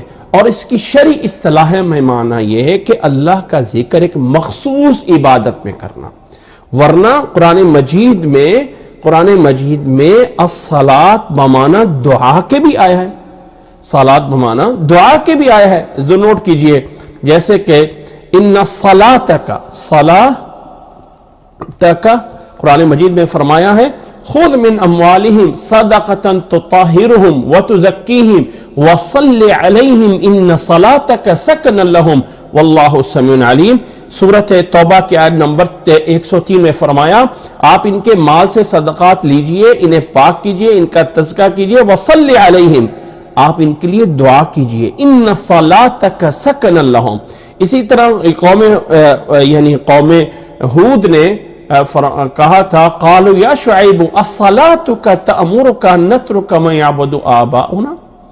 اسی طرح سورۃ اسراء کی آیت نمبر 110 میں فرمایا قل ادعوا اللہ او ادعوا الرحمن ایما تدعوا فلہ الاسماء الحسنى ولا تجہر بصلاتک ولا تخافت بها وابتغ بین ذلک سبیلا۔ غرض یہ ہے کہ صلاۃ بمعنی دعا کے، صلاۃ بمعنی عبادت کے، صلاۃ بمعنی اللہ کو یاد کرنا، ان معنوں میں بھی ان معنوں میں استعمال ہوتا ہے۔ گویا کہ میں اب اس کی آگے والی بات کروں اور وہ یہ ہے کہ صلاۃ بمعنی ذکر اور دعا اور عبادت کے معنی میں استعمال ہوتا ہے، ٹھیک ہے۔ اب اس صلاۃ کے ساتھ جوڑا گیا ہے اور وہ ہے یقیمون، اقامت۔ یقیمون یہ اقامت سے قام، قاف، یعنی اس کا روٹ ہوتا ہے قاف یعنی، اور قیام سے نا تو اس کا یا اور میم، یہ ہوتا ہے قیم۔ اور اس میں پھر آگے اس کو جب مزید فی میں لایا جاتا ہے تو اقامہ باب افعال سے، اقامت ان سے، اقامت ان سے جو ہے یہ بن گیا ہے یقیمون۔ اب یہ یقیم، قامہ یقوم کا معنی ہوتا ہے کھڑا ہونا، اور اقامہ یقیم کا معنی ہوتا ہے کھڑا کرنا، کھڑا کرنا، قائم کرنا۔ اب یاد رکھ لیں کہ اللہ تعالیٰ نے قرآن مجید میں نماز پڑھنے کا حکم نہیں دیا ہے، نوٹ کریں اس بات کو۔ اللہ تعالیٰ نے قرآن مجید میں نماز پڑھنے کا حکم نہیں دیا، اس لیے کہ نماز جو ہے پڑھنا، اس کا معنی عبادت کرنا ہے، اور وہ کسی طرح بھی پڑھی جا سکتی ہے، نماز پڑھنے کو حکم دیا۔ جب نماز کو، نماز جس کو ہم نماز جانتے ہیں، فجر، ظہر، عصر، مغرب، عشاء، جب ان نمازوں میں اس کو استعمال کیا ہے معنی میں تو ہمیشہ دو لفظ جوڑ کے بولا ہے، یقیمون الصلاۃ، اقیم الصلاۃ، یقیم الصلاۃ۔ ہمیشہ صلاۃ کو اقامت کا مفعول بنا کے ذکر کیا ہے کہ نماز قائم کرتے ہیں۔ اچھا، ایک جگہ پہ قائم کرنے کا معنی نہیں لیا ہے، ہاں، ایک جگہ پہ قائم کرنے کا معنی جو ہے وہ نہیں لیا ہے۔ میں ایک آیت نکال دیتا ہوں، وہاں پہ فرمایا فویل للمصلین، مصلین، فویل للمصلین، سورت فویل للمصلین، للمصلین اگر میں اس کو کر دوں فویل للمصلین، سورت ماعون میں الذین هم عن صلاتهم ساہون. اب یہاں پر مصلین سے مراد کیا ہے؟ جو لوگ اپنی نمازوں سے غافل ہیں، جو لوگ اپنی نمازوں سے غافل ہیں، یعنی جو صحیح طرح. اب یہاں پہ مقیمین الصلاۃ نہیں کہا ہے، یہاں پر صرف صلاۃ کو ذکر کیا ہے، اقامت کے بغیر ذکر کیا ہے. اور اقامت کے بغیر جب اس کو ذکر کیا جا رہا ہے تو یہاں پر وہ اقامت پوری نہیں ہو رہی. میں اپنی بات کی طرف واپس آتا ہوں کہ نماز قائم کرنے کا حکم ہے، نماز پڑھنے کا حکم نہیں ہے. نماز وہ بھی پڑھتا ہے جو ایک پڑھ کے 4 چھوڑ دیتا ہے. نماز وہ بھی پڑھتا ہے جو 4 منٹ میں 8 رکعتیں پڑھ لیتا ہے، یا 4 رکعتیں جو ہے وہ 2 منٹوں میں پڑھ لیتا ہے. ٹھکا ٹھک ٹھکا ٹھک کر کے کوے کی طرح جو ہے ٹھونگیں لگائی اور 4 رکعتیں پوری ہو گئی. نماز وہ بھی پڑھتا ہے. تو اللہ تعالیٰ نے جو متقین کی صفت کہی ہے، یا جن لوگوں کو کامیاب ہونے کا تغمہ دینا ہے، ان کے لیے صفت ہے نماز کو قائم کرنا. اور نماز کے قائم کرنے میں جو ہے وہ 3 باتیں آتی ہیں. نمبر 1، پہلی بات یہ ہے کہ وہ اخلاص موجود ہو، اخلاص موجود ہو کہ یہ خالص نماز میں اللہ کے لیے پڑھ رہا ہوں. نمبر 2، اس نماز کا طریقہ جو ہے، طریقہ جو نماز کا ہے وہ جو ہے طریقہ وہ بالکل سنت کے مطابق ہو، سنت کے جو نبی صلی اللہ علیہ وسلم نے طریقہ بتایا ہے اس کے مطابق جو ہے وہ نماز پڑھی جا رہی ہو. کسی بندے کے یہ نہیں ہے کہ ہم نے مرضی سے پڑھے، سنت کے مطابق جو ہے وہ نماز پڑھے، جو نبی صلی اللہ علیہ وسلم نے سنت کے مطابق، یہ نہیں لکھا جا رہا کاف تو کوئی مسئلہ نہیں، سنت کے مطابق ہو. تیسرا یہ ہے کہ اس پہ ہمیشگی کی جائے، ہمیشگی یعنی اس پہ جو ہمیشگی کا مطلب کیا ہوتا ہے کہ یعنی ہمیشہ پڑھی جائے. یہ نہیں ہے کہ کبھی پڑھ لی کبھی نہ پڑھی، کبھی پڑھ لی کبھی نہ پڑھ لی. تو یہ 3 چیزیں جب آپس میں جمع ہو جاتی ہیں تو تب کہا جاتا ہے اقامت صلاۃ. تب کہا جائے گا کہ یہ لوگ نماز کو قائم کرتے ہیں. اور اللہ تعالیٰ نے نماز کو قائم کرنے کا حکم دیا ہے، نماز کو پڑھنے کا حکم نہیں دیا. تو واپس آتے ہیں اپنی بات کی طرف، الذین یؤمنون بالغیب ویقیمون الصلاۃ. جو لوگ غیب پہ ایمان لاتے ہیں، جو اللہ کا فرمان، جو اللہ کے نبی نے فرمایا، جو اللہ نے فرمایا اس کو من وعن پوری طرح سب کچھ مانتے ہیں، ویقیمون الصلاۃ، اور نماز کو قائم کرتے ہیں. اب اس کے بعد تیسری صفت آ جاتی ہے، اور وہ تیسری صفت ہے وَمِمَّا رَزَقْنَاهُمْ يُنْفِقُونَ، کہ جو اللہ تعالیٰ نے انہیں دیا ہے اس میں سے خرچ کرتے ہیں. وَمِمَّا رَزَقْنَاهُمْ يُنْفِقُونَ. وَمِمَّا، یہ مما جو ہے یہ 2 لفظ جڑے ہوئے ہیں، اصل میں ہے من اور ما. من اور ما الگ الگ ہیں. من اور ما دونوں اس درمیان میں نون ہے. وَمِن، یہ نون جو ہے یہ جب اس کے اوپر جزم آ رہی ہو اور آگے میم آ رہی ہو تو نون کو میم بنا کے اور میم کو میم میں جو ہے وہ مکس کر دیا جاتا ہے، ادغام ہو جاتا ہے. تو اس طرح کر کے وَمِمَّا رَزَقْنَاهُمْ، یہ ماں بھی اسی الذین کے معنی میں ہے. فرق صرف یہ ہے کہ الذین ایسے لوگوں کے بارے میں استعمال ہوتا ہے جو انسان ہے، اور ماں جو ہے ماں اسم موصول استعمال ہوتا ہے ایسی چیزوں کے بارے میں جو انسانوں کے علاوہ باقی دوسری چیزیں ہیں. تو فرمایا جو کچھ بھی انہیں رزق دیا ہے ہم نے، رزقناہم، جتنا بھی تھوڑا زیادہ جتنا ہم نے دیا ہے اس میں سے وہ خرچ کرتے ہوں. یہ 3 صفتیں لینے والے، 3 صفتیں جن کے اندر موجود ہوں، آگے ان کا رزلٹ آ رہا ہے. پہلی صفت غیب پہ ایمان لانا، دوسری صفت نماز کو قائم کرنا، تیسری. اچھا ویسے مما رزقناہم ایک نکتہ ہے کہ من ما یعنی جتنا بھی اللہ نے دیا. اب یہ نہیں ہے کہ اگر کسی انسان کے پاس لاکھوں کروڑوں ہے تو وہ خرچ کرے، نہیں، بلکہ اگر کسی کے پاس 10 ہیں 20 ہیں. اور یہ میں بار بار بتایا کرتا ہوں کہ اللہ تعالیٰ کے ہاں معیار اعمال کی تعداد نہیں ہے، کتنی تعداد وہ نہیں مقصود ہے، معیار اللہ تعالیٰ کے ہاں ہے کہ اس انسان نے کتنے اچھے طریقے سے اس کو کام، یعنی اس میں کوانٹٹی نہیں چاہیے، اس میں کوالٹی چاہیے کہ اس نے کتنے اچھے انداز سے وہ کام کیا ہے۔ اللہ کے نبی صلی اللہ علیہ وسلم کے صحابہ کے بارے میں آتا ہے نا کہ انہوں نے ایک مٹھی بھر بھی اگر تھوڑا سا صدقہ دیا ہے نا تو بعد والے لوگ احد کے پہاڑ کے برابر بھی صدقہ کر دیں تو ان کی اس مٹھی بھر اتنے سے کے برابر نہیں انہیں ثواب مل سکتا جتنا ان کو ثواب مل رہا ہے، کیونکہ وہ اخلاص موجود ہے اور ہم اپنے اندر وہ اخلاص اتنا پورا نہیں کر سکتے ہیں۔ تو یاد رکھ لیں، فرمائے من ما رزقنا، تھوڑا ہے زیادہ ہے، اور نبی صلی اللہ علیہ وسلم نے فضیلت فرمائی تھی نا کہ افطار لوگوں کو، جو لوگ روزہ افطار کرواتا ہے نا اس کو اتنا ہی ثواب ملتا ہے جتنا کہ روزہ رکھنے والے کو ثواب مل رہا ہے۔ تو ایک صحابہ نے کہا کہ ہم جو ہیں ہمارے پاس کہاں اتنا وافر مقدار میں یعنی چیزیں ہیں کہ ہم لوگوں کا افطار کروا سکیں۔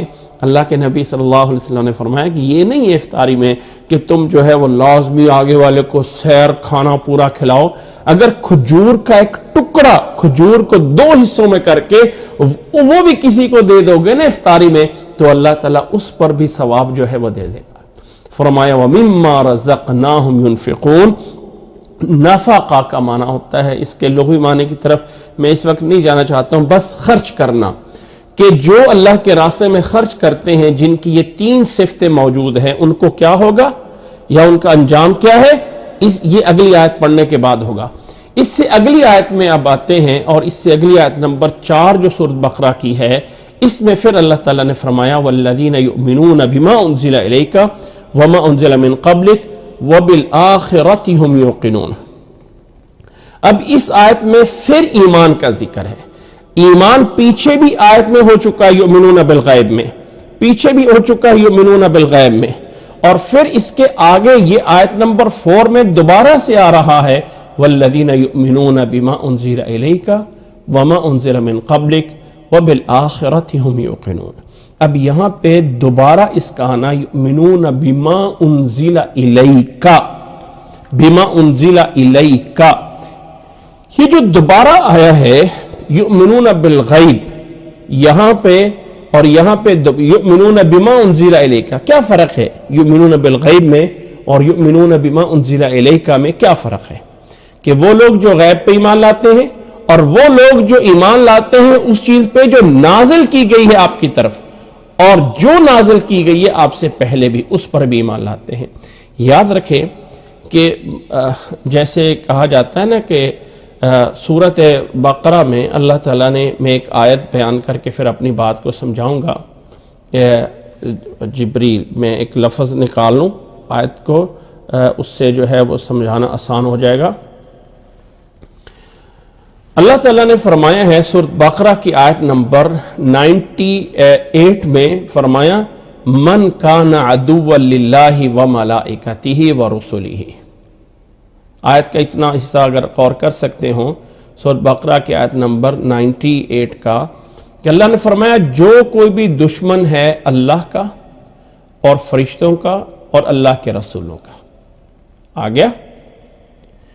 اب اس میں سے آگے پھر کہا وَجِبْرِيلَ وَمِيكَالَ فَإِنَّ اللَّهَ عَدُوٌّ لِلْكَافِرِينَ، تو کیا یہ لفظ جبریل اور کیا یہ لفظ میکال ملائکہ میں نہیں آتا؟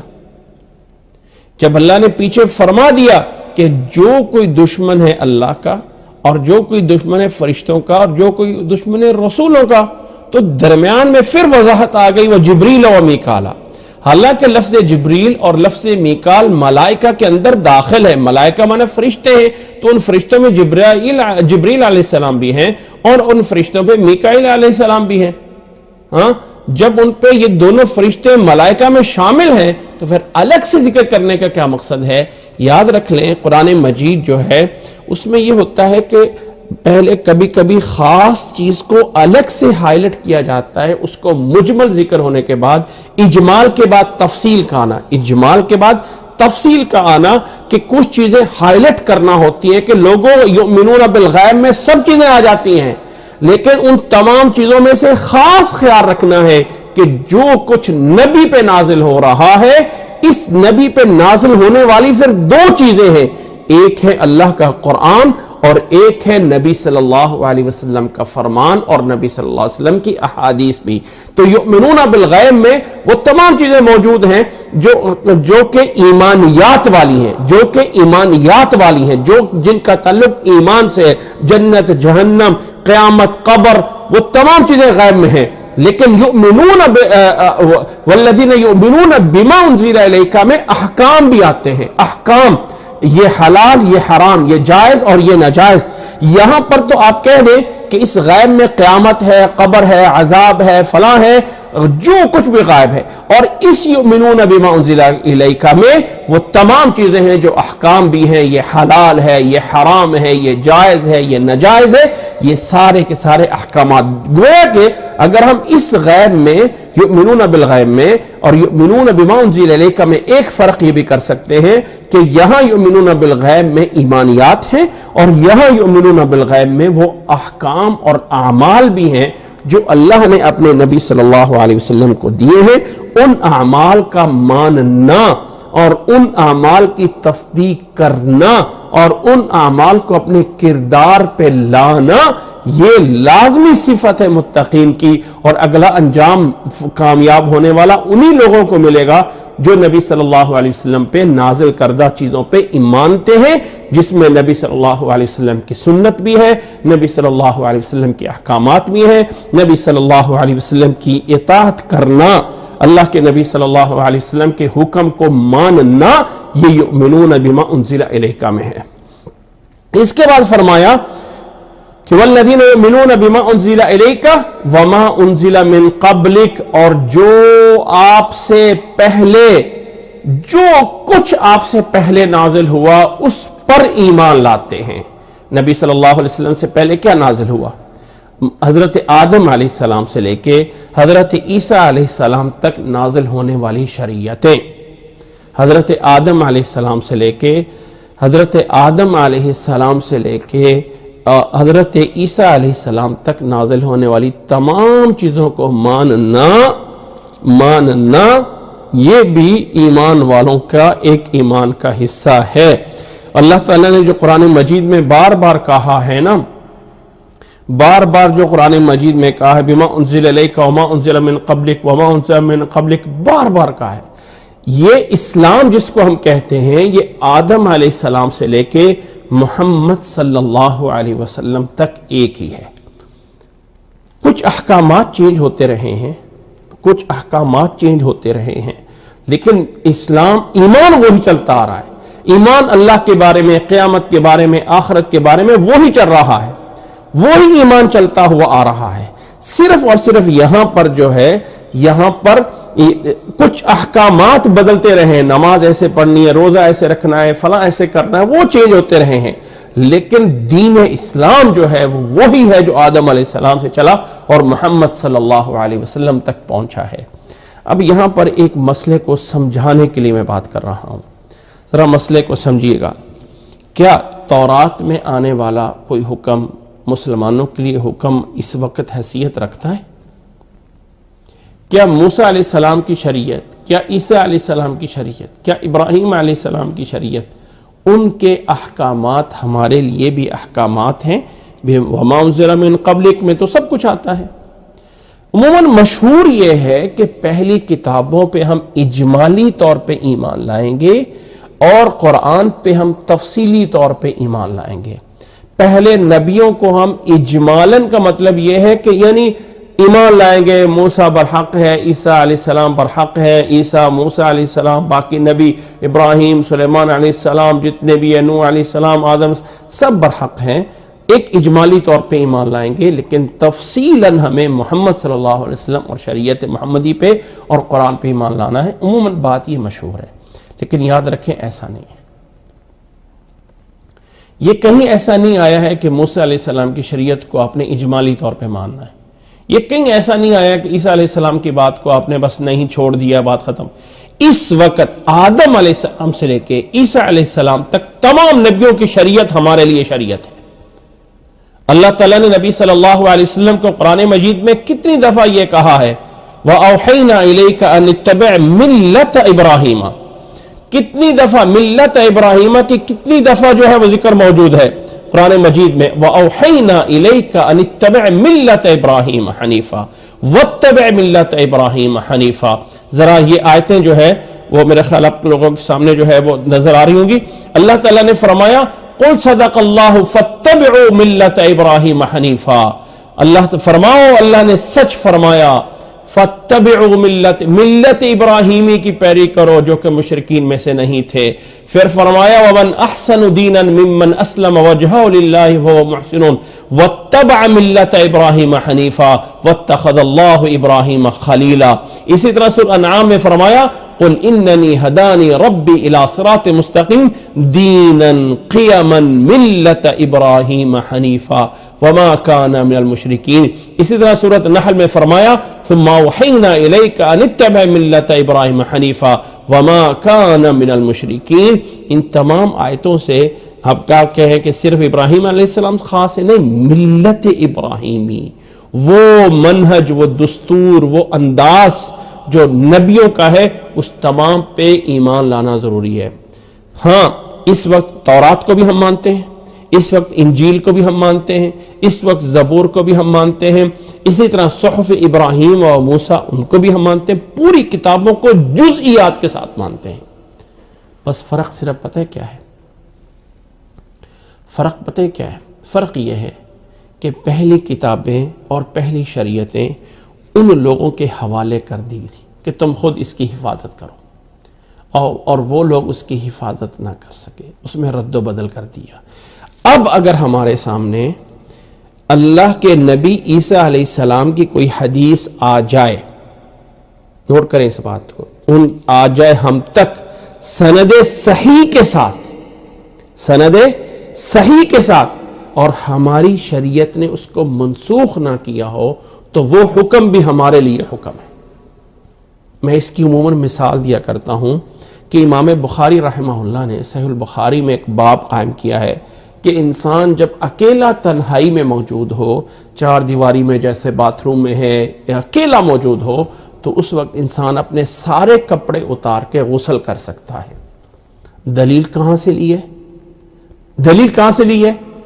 نبی صلی اللہ علیہ وسلم نے فرمایا کہ موسیٰ علیہ السلام کو ان کی قوم نے کہا کہ موسیٰ علیہ السلام تو کپڑے نہیں اتارتے ہیں، لہذا ان کے جسم میں کہیں نہ کہیں کوئی نقص موجود ہے، یہ کہیں نہ کہیں ان کے جسم میں بیماری ہے کہ یہ اپنے کپڑے نہیں اتارتے ہیں۔ تو موسیٰ علیہ السلام جو ہیں وہ ایک دفعہ نہانے کے لیے ایک چشمے پہ گئے اور اپنے سارے کپڑے اتار کے ایک پتھر پہ رکھ دیے اور پانی سے نہانا شروع کر دیا۔ جب نہا کے فارغ ہوئے، کپڑے اٹھانے لگے تو پتھر جو ہے وہ کپڑے لے کے بھاگ گیا۔ موسیٰ علیہ السلام پیچھے اور پتھر کے اوپر کپڑے ہیں اور وہ بھاگا آگے جا رہا ہے۔ وہ پتھر وہاں جا کے کھڑا ہو گیا جہاں قوم کے لوگ بیٹھے ہوئے تھے، اور موسیٰ اور قوم کے لوگوں نے موسیٰ علیہ السلام کو کپڑوں کے بغیر دیکھا تو کہا یہ تو بالکل صحیح انسان ہے، ہم تو ایسے اس پہ تہمت لگا رہے تھے۔ تو اللہ تعالیٰ نے قرآن مجید میں فرمایا یا ایھا الذین آمنوا لا تکونوا کالذین آذوا موسیٰ فبرأہ اللہ مما قالوا، اے ایمان والو اس طرح نہ ہو جانا جیسے لوگوں نے موسیٰ علیہ السلام کو تکلیف پہنچائی تھی۔ اب اس سے امام بخاری دلیل لے رہے ہیں کیونکہ یہ واقعہ نبی صلی اللہ علیہ وسلم نے بیان فرمایا ہے۔ تو اگر پہلے نبیوں کی شریعت ہمیں ہمارے نبی کے تھرو سے آئے، اللہ کے تھرو سے آئے، اس ذریعے سے آئے، کیونکہ دوسرے ذریعے مشکوک ہو گئے ہیں، جو ان کے اپنے ذریعے ہیں وہ قابل اعتبار نہیں رہے۔ اگر کوئی قرآن میں، اگر کوئی سنت میں پہلی شریعت کا حکم بیان کیا گیا ہو اور ہماری شریعت نے اس کو منسوخ نہیں کیا ہے تو وہ حکم بھی ہمارے لیے حکم رکھتا ہے۔ اور بات یوں ہے والذین یؤمنون بما انزل الیک وما انزل من قبلک، کہ وہ لوگ جو ایمان رکھتے ہیں اس تمام چیزوں پہ جو آپ کی طرف نازل کی گئی اور اس تمام چیزوں پہ جو آپ سے پہلے نازل کی گئی، اور پھر فرمایا وَبِالْآخِرَةِ هُمْ يُوقِنُونَ، اور خاص کر آخرت پہ وہ یقین رکھتے ہوں۔ یہاں پر پھر غیب کے اندر وہ تمام چیزیں موجود ہیں، یؤمنون بالغیب موجود ہے، لیکن اس کو خاص چیز کو، پوائنٹ کو الگ سے نکالا کہ آخرت کے بارے میں یقین رکھنا یہ غیب کی باتوں کے اندر ایک اہم چیز ہے جو لوگ ان تمام چیزوں کے اندر صفت پہ رکھتے ہیں۔ اب ذرا غور کریں، اگر ہم اس پوری بات کو جمع کرنا چاہیں تو ایک ایمان بالغیب ہے، اور ایک نماز قائم کرنا ہے، اور ایک جو ہے رزق میں سے خرچ کرنا ہے۔ اور ایمان بالغیب کو اگر تھوڑا سا واضح کر دیں تو بما انزل الیک وما انزل من قبلک اسی میں آ رہا ہے، وبالآخرۃ ہم یوقنون، گویا کہ یہ جو آیت نمبر 4 ہے، یہ آیت نمبر 4، آیت نمبر 4 جو ہے یہ پہلی آیت نمبر 3 کی وضاحت ہے، اس کی ڈیٹیل ہے۔ جو چیز آیت نمبر 3 میں بیان کی گئی ہے اس چیز کو تھوڑا سا ڈیٹیل کر کے آیت نمبر 4 میں بتایا گیا ہے، اور بنیادی طور پہ 3 باتیں ہیں: ایمان بالغیب، نماز کو قائم کرنا، اور رزق میں سے خرچ کرنا۔ اب اگر یہاں پر غور کریں تو ایمان بالغیب ایک وہ عبادت ہے جس کو ہم قلبی عبادت کہہ سکتے ہیں، انسان کی دل سے عبادت، اور یقیمون الصلاۃ وہ عبادت ہے جو انسان بدن سے کرتا ہے، اور وَمِمَّا رَزَقْنَاهُمْ وہ عبادت ہے جو کہ انسان اپنے مال سے عبادت کرتا ہے۔ تو دل کی عبادات، بدن کی عبادات اور مال کی عبادات یہ پوری کرنے والے لوگ جو ہیں، یہ آیت نمبر 4 آیت نمبر 3 ہی کی وضاحت ہے، اس کو ڈیٹیل کے ساتھ بیان کیا گیا ہے۔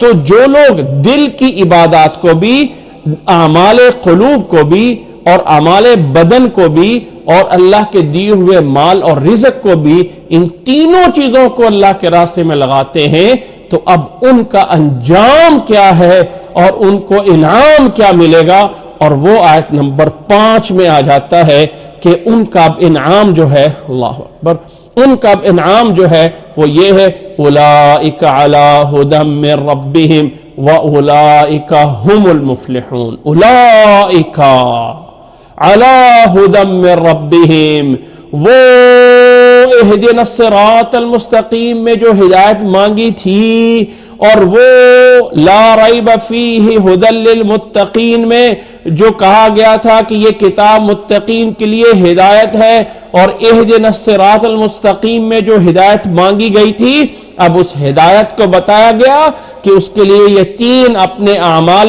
قلوب اور اپنے اعمال بدن اور مال کو اللہ کے راستے میں خرچ کر لو، اللہ تعالیٰ کی طرف سے یہ ہوگی ہدایت۔ اولئک علی ھدی من ربہم، یہی لوگ ہوں گے ہدایت یافتہ۔ گویا کہ ہدایت کی تشریح کر کے اس ہدایت کو 3 اعمال میں قید کر دیا، 3 اعمال میں بتا دیا، جن میں سے پہلا عمل کیا ہے؟ پہلا عمل کیا ہے کہ دل سے اعمال، یعنی اعمال قلوب، اعمال قلوب، میں اس کو کرتا ہوں اعمال قلوب میں وذکر، یعنی دل کے اعمال۔ نمبر 2 میں کیا چیز آ جائے گی؟ نمبر 2 میں آ جائے گا اعمال بدن، بدن کے اعمال۔ اور نمبر 3 میں کیا آ جائے گا؟ 3 نمبر میں کیا ہوگا؟ مال کے اعمال، یعنی مالی عبادتیں۔ چلو میں اس کو یوں کر دیتا ہوں، مالی عبادتیں۔ یہ 3 چیزیں ایسی ہیں، یہ 3 چیزیں جو ہیں وہ ایسی ہیں کہ جن کے جمع کرنے کا نام ہدایت ہے۔ اولئک علی ھدی من ربہم، دل سے ایمان لاتے ہوں، اپنے بدن سے اعمال پورے کر رہے ہوں، اور مال کو اللہ کے راستے میں خرچ کر رہے ہیں، یہ ہے وہ ہدایت، اور یہی لوگ ہیں واولئک ھم المفلحون، اور یہی لوگ ہیں کامیاب ہونے والے، یہی لوگ ہیں فلاح پانے والے، یہی لوگ ہیں۔ ویسے اولئک کا اشارہ ہے، اور اشارہ جو ہے وہ جمع کے لیے ہے، کیونکہ پیچھے الذین آیا تھا، متقین آیا تھا۔ متقین وہ لوگ ہیں جن کی یہ صفتیں ہیں، اور اسی طرح ہدایت یافتہ یہ لوگ ہیں۔ ھدی من ربہم کی طرف اشارہ یہ ہے کہ ان لوگوں کو اس راستے پہ چلایا کس نے ہے؟ اللہ نے، اپنے رب کی طرف سے۔ جب انہوں نے کہا تھا نا اپنے رب سے اہدنا الصراط المستقیم، ہمیں سیدھے راستے پہ چلا دے، تو اللہ تعالیٰ نے فرمایا، جب اللہ کو رب مانا تھا الحمدللہ رب العالمین کہہ کے، اور ہدایت مانگی تھی، تو اللہ نے بتا دیا ان تمام چیزوں کو، اعمال کو پورا کر لو، تم پورا کرو تو رب کی طرف سے ہدایت تمہیں مل جائے گی، اور انجام یہ ہوگا وَأُولَئِكَ هُمُ الْمُفْلِحُونَ، اور یہی لوگ ہیں کامیاب ہونے والے، یہی لوگ ہیں کامیابی کا راستہ منزل تک پہنچنے والے اللہ تعالیٰ۔ اب یہاں پر مفلحون میں، اولئک هم المفلحون میں عربی گرامر کے اعتبار سے اولئک، پھر اس کے بعد ہم، اور اس کے بعد المفلحون۔ ویسے تھوڑی سی بھی اگر کوئی گرامر جانتا ہو تو وہاں پر اسے پتہ ہے کہ جب عربی زبان میں ایک مبتدا ہوتی ہے اور ایک خبر ہوتی ہے، اور اس مبتدا اور خبر میں مبتدا معرفہ ہوتا ہے اور خبر نکرہ ہوتی ہے، اور اس خبر کو اگر معرفہ بنا دیا جائے تو اس کے اندر ایک تخصیص کا معنی، وہ زور والا معنی پیدا ہو جاتا ہے، جیسے ہم نے پیچھے جانا تھا ایاک نعبد، صرف تیری عبادت کرتے ہیں، تو وہ خاص معنی اس مفلحون پہ ال لگنے کی وجہ سے پیدا ہو گیا، اور پھر اس معنی کو مزید پختہ کرنے کے لیے ہم، جس کو ضمیر فصل کہا جاتا ہے، وہ درمیان میں لائی گئی، جس سے معنی یہ بن گیا کہ یقیناً پکی بات ہے۔ اب اس میں اشارہ بعید کا لا کے، مفلحون پہ ال لگا کے، ہم ضمیر فصل لگا کے، اور پھر اولائکہ کے بعد دوبارہ اولائکہ واو حرف عطف کے ساتھ لا کے اس بات کو اتنے دلائل سے پکا کر دیا گیا کہ کامیاب ہونے والے صرف اور صرف یہ لوگ ہیں، وَأُولَئِكَ هُمُ الْمُفْلِحُونَ، اور صرف اگر کامیابی ہے تو وہ ان لوگوں کے ساتھ ہے۔ اور یہاں پر یہ جو مفلحون ہے، اس کا روٹ ورڈ ہے فا، لام اور ہا، فا، لام اور ہا، فلحا۔ فلحا کا معنی ہوتا ہے، فلحا کا معنی ہوتا ہے کسی چیز کو کھولنا، یکدم پھٹنا، جیسے آپ کہہ لیں وہ جیسے کسی چیز کو سیلیبریٹ کرنا ہوتا ہے نا، تو اچانک کوئی پٹاخہ چلایا جاتا ہے، یا اچانک یوں پھول یکدم پھٹتے ہیں، تو فلحا اس معنی میں ہوتا ہے۔ فلح جو ہے زمین میں کھیتی باڑی کرنے والے کو بھی اس لیے کہتے ہیں کہ وہ دانہ زمین میں ڈالتا ہے اور وہاں سے وہ آگے پودا بن کے یکدم باہر نکل آتا ہے، تو وہ باہر نکالنے والا فلاح ہوتا ہے۔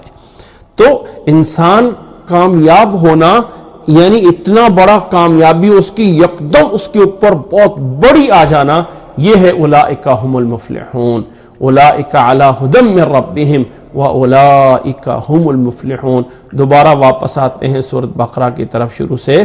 اللہ تعالیٰ نے فرمایا ہے بسم اللہ الرحمن الرحیم، الف لام میم ذالک الکتاب لا ریب فیہ، یہ وہ عظیم کتاب ہے جس میں ذرہ برابر بھی کسی طرح کا کوئی شک نہیں ہے، یہ ہدایت ہے، ہدایت اور توفیق ہے متقین کے لیے، اور متقین وہ لوگ جو غیب پہ ایمان لاتے ہیں، جو نماز قائم کرتے ہیں، جو رزق سے خرچ کرتے ہیں، رزق کرتے ہیں۔ اب یہاں پر ایک بار نکتہ سن لیجئے، یہ نہیں بتایا کہ خرچ کہاں کرتے ہیں، ينفقون فی سبیل اللہ کا لفظ نہیں ہے، ينفقون فی الیتامى والمساکین کا لفظ نہیں ہے، ينفقون فی جہاد کا لفظ نہیں ہے، وَمِمَّا رَزَقْنَاهُمْ يُنْفِقُونَ کا مفعول موجود نہیں ہے، اس لیے کہ اس کو اور عام کرنا ہے کہ اللہ کے دیے ہوئے رزق کو جہاں بھی اس کے لیے بنتا ہے کرتے ہیں، اس کو زیادہ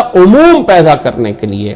خرچ وہ بھی کر رہا ہے جو اپنے بیوی بچوں کو دے رہا ہے، خرچ وہ بھی کر رہا ہے جو اپنے بہن بھائیوں کو دے رہا ہے، خرچ وہ بھی کر رہا ہے جو اللہ کے راستے میں لگا رہا ہے، خرچ وہ بھی کر رہا ہے، یعنی اللہ کے راستے میں دینا، اور جہاں دینی طور پہ، مذہبی طور پہ، اخلاقی طور پہ، ذمہ داری طور پہ آتا ہے، تمام جگہوں پہ دینے والے اس میں آتے ہیں، کیونکہ اس کا آگے مفعول موجود نہیں۔ ينفقون على اہلیہم، ينفقون فی سبیل اللہ، ينفقون فی الیتامى والفقراء، ایسا کوئی لفظ نہیں آیا، صرف یہ کہا خرچ کرتے ہیں، اور یہ رد ہے انسان کے بخیل بننے کا۔ بخیل نہیں بنے، جو موقع آ جائے، جہاں آ جائے وہاں خرچ کرتے رہیں، نتیجہ کیا ہوگا؟ اولئک علی ھدی من ربہم، ہدایت انہی لوگوں کا راستہ ہے، اور یہی لوگ دنیا اور آخرت میں کامیاب ہونے والے ہیں۔ اللہ اکبر۔ اللہ اکبر. اللہ مجھے اور آپ کو سمجھنے کی اور عمل کرنے کی توفیق عطا فرمائے. آج ہم انہی آیات پہ اکتفا کرتے ہیں. کیا گھر میں پڑھا سکتی؟ سوال یہ کہ کیا عید کی نماز خواتین گھر میں پڑھا سکتی ہیں؟ دیکھیں ویسے عید کی نماز جو ہے وہ اصل حکم تو یہ ہے کہ اس کو باہر نکل کے جا کے میدان میں پڑھا جائے، جس میں مرد بھی پڑھیں اور عورتیں بھی پڑھیں.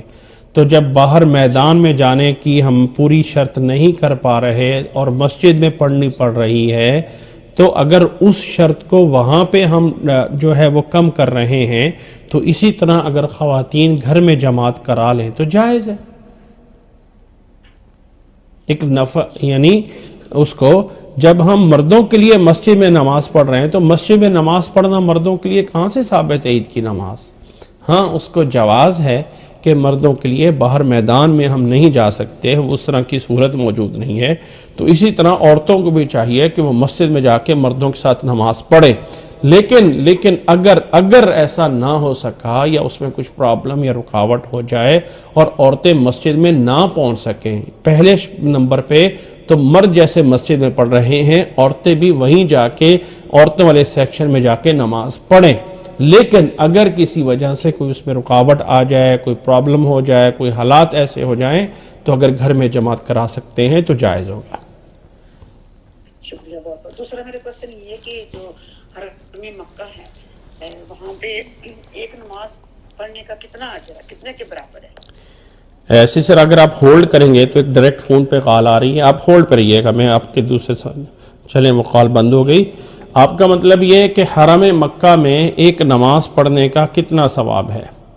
جی کتنے نمازوں کے برابر ہے؟ اللہ کے نبی صلی اللہ علیہ وسلم کی جو حدیث ہمارے سامنے موجود ہے اس میں اللہ کے نبی صلی اللہ علیہ وسلم نے 1000 نماز کا بتایا ہے حرم مکہ میں جو ثواب ملتا ہے ایک نماز کا.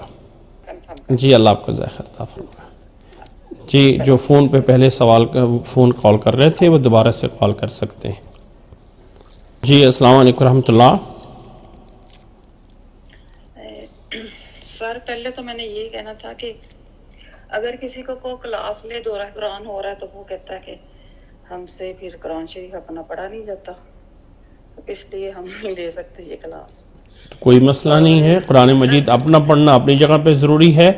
یہ قرآن مجید کا دورہ قرآن مجید کے ساتھ صرف اور صرف اپنے آپ کو اس لیے لگایا جاتا ہے کہ ہم قرآن مجید کے الفاظ پڑھنے کے ساتھ ساتھ اس کے معانی کو بھی ساتھ ساتھ جانیں.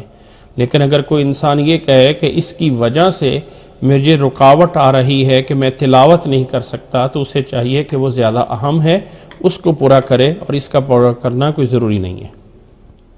اچھا تلاوت کرنا زیادہ اہم ہے؟ رمضان کے ساتھ تلاوت کی زیادہ اہمیت ہے. رمضان کے ساتھ یعنی قرآن مجید کا حق جیسے تلاوت کرنا ہے ویسے سیکھنا بھی ہے. لیکن رمضان میں قرآن مجید پڑھنا اس کا ایک بہت بڑا لنک ہے. لیکن انسان کہے کہ میں قرآن مجید نہ پڑھوں اور صرف سیکھنے میں لگا رہوں اور قرآن مجید کی کلاسیں دورہ قرآن یہ وہ، تو یہ صحیح نہیں. لیکن قرآن مجید جو پڑھنا ہے وہ اپنی نیکی ہے، یہ ایز اے علم کے ثواب ہے اور وہ ایز اے قرآن مجید کی تلاوت کے ثواب ہے. اور قرآن مجید کا رمضان کے ساتھ تلاوت کا زیادہ تعلق ہے بنسبت علم کے. اور دوسرا سوال سر میرا یہ تھا کہ جیسے ہم لوگ نیکلس پہنتے ہیں جس پہ اللہ لکھا ہوتا ہے یا آیت الکرسی یا کلمہ وغیرہ، تو وہ ہم پہن کے واش روم وغیرہ جا سکتے ہیں؟ سامنے ہونا ہو تو نہیں جا سکتے، لیکن اگر کوئی جیب میں ہو یا کوئی چھپا ہوا ہو کپڑے میں تو پھر کوئی حرج نہیں ہے. اگر عورت نے نیکلس پہننا ہے تو وہ پھر شرٹ کے اندر کر لے، اندر گلے جی اندر سامنے نظر نہ آئے اور وہ پوشیدہ ہو، کلیئر نہ ہو، تو پھر کوئی حرج نہیں ہوگا. جی اللہ آپ کو خیر عطا فرمائے. یہاں پہ جو سوال ہے یوٹیوب پہ کچھ زکوٰۃ کے بارے میں جاننا تھا. جانور پہ زکوٰۃ کی ادائیگی کیسے ہوگی؟ کس جانور پہ؟ اگر تو اونٹ ہیں تو اونٹوں کی زکوٰۃ 5 اونٹوں سے شروع ہوتی ہے، اور اگر گائے اور بھینس وغیرہ ہیں تو ان کی زکوٰۃ 30 سے شروع جا کے ہوتی ہے. اور اگر کسی کے پاس جو ہے وہ بکریاں ہیں یا اس کے پاس بکری نسل کے جانور ہیں تو اس کے بھی جو ہے وہ 40 سے جا کے زکوٰۃ شروع ہوتی ہے، 40 سے.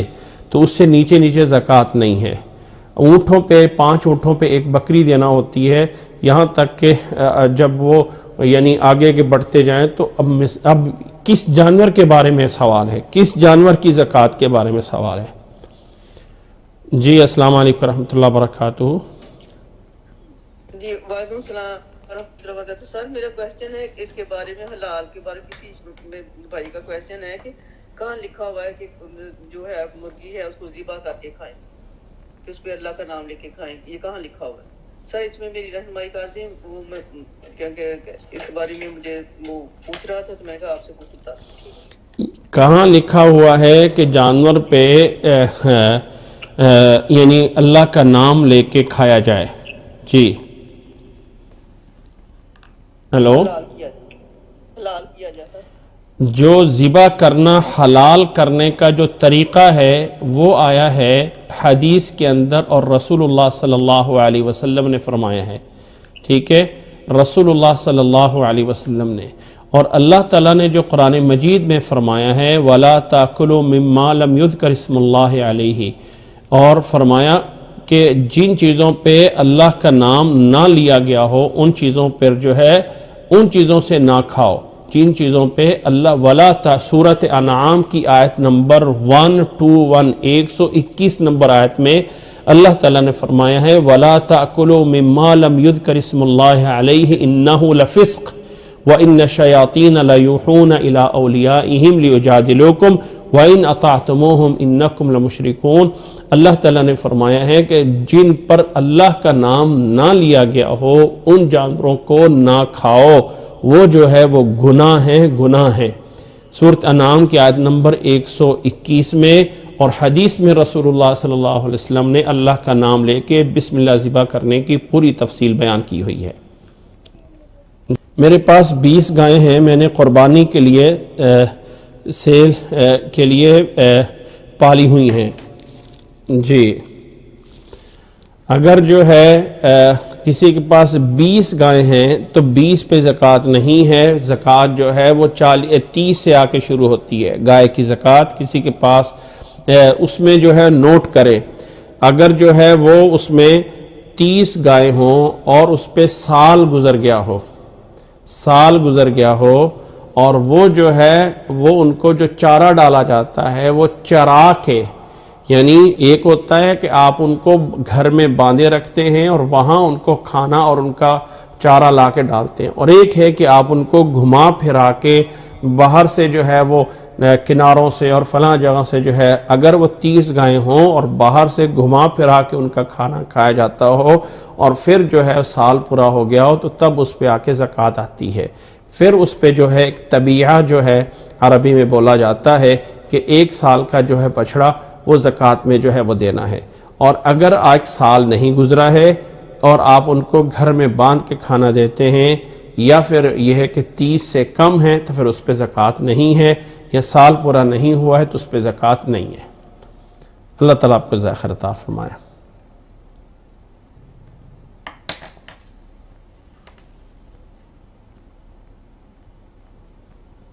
جی السلام علیکم ورحمۃ اللہ وبرکاتہ۔ جی السلام علیکم ورحمۃ اللہ وبرکاتہ۔ جی شیخ صاحب جزاک اللہ خیر، اتنا اچھا آپ ایکسپلین کر رہے ہیں ماشاءاللہ قرآن کو۔ مجھے یہ پوچھنا تھا کہ جیسے ہم لوگ امریکہ میں رہ رہے ہیں تو یہاں یہ لوگ کہتے ہیں کہ اہل کتاب کا جو ذبح کیا ہوا ہے وہ ہم کھا سکتے ہیں، تو میرا کویسچن یہ ہے کہ یہ اہل کتاب جو لوگ ہیں یہ تو اس ٹائم شرک میں ہے، کیونکہ ان کا عقیدہ جو ہے اس میں شرک آ جاتا ہے، تو اس حساب سے کیا ان کا ذبح کیا ہوا گوشت جو ہے یا چکن تو کیا وہ ہم بسم اللہ پڑھ کے کھا سکتے ہیں؟ کچھ یہاں جماعتیں اس طرح عرب جیسے لوگ ہیں اور کچھ اور بھی پاکستانی بھی ہیں، وہ کہتے ہیں کہ نہیں ہم کھا سکتے ہیں، بس ہم بسم اللہ پڑھ لیں تو ہم اس گوشت کو کھا سکتے ہیں، وہ حلال ہو جائے گا۔ تو اس کے بارے میں آپ ذرا بتائیں۔ سر ایسا ہے کہ یہ سوال میں نے کتنی دفعہ اس کا یہ بھی بتایا ہوا ہے، یاد رکھ لیں کہ یعنی جو ذبح ہونے کی شرط ہے نا وہ لازم ہے۔ اہل کتاب مشرک ہیں یا مشرک نہیں ہیں یہ بھی ویلیو رکھتا ہے، لیکن مشرک اگر اللہ تعالیٰ نے اہل کتاب کا ذبیحہ ہمارے لیے حلال کیا ہے، ذبیحہ کہ اہل کتاب لوگوں نے جو ذبح کیا ہو وہ تمہارے لیے حلال ہے.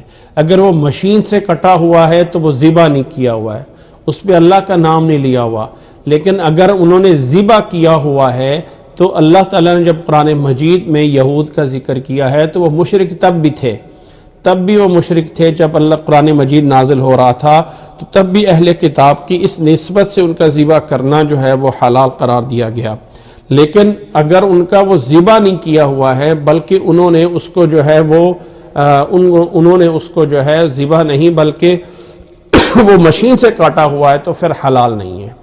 لیکن چونکہ اکثر لوگ جو ہے وہ کہ آپ ہینڈ سلوٹر جی ہاتھ سے ذبح کیا ہوا.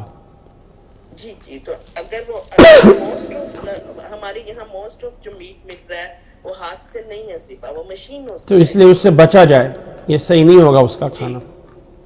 جی ان سے بچا جائے. جی جزاک اللہ خیر.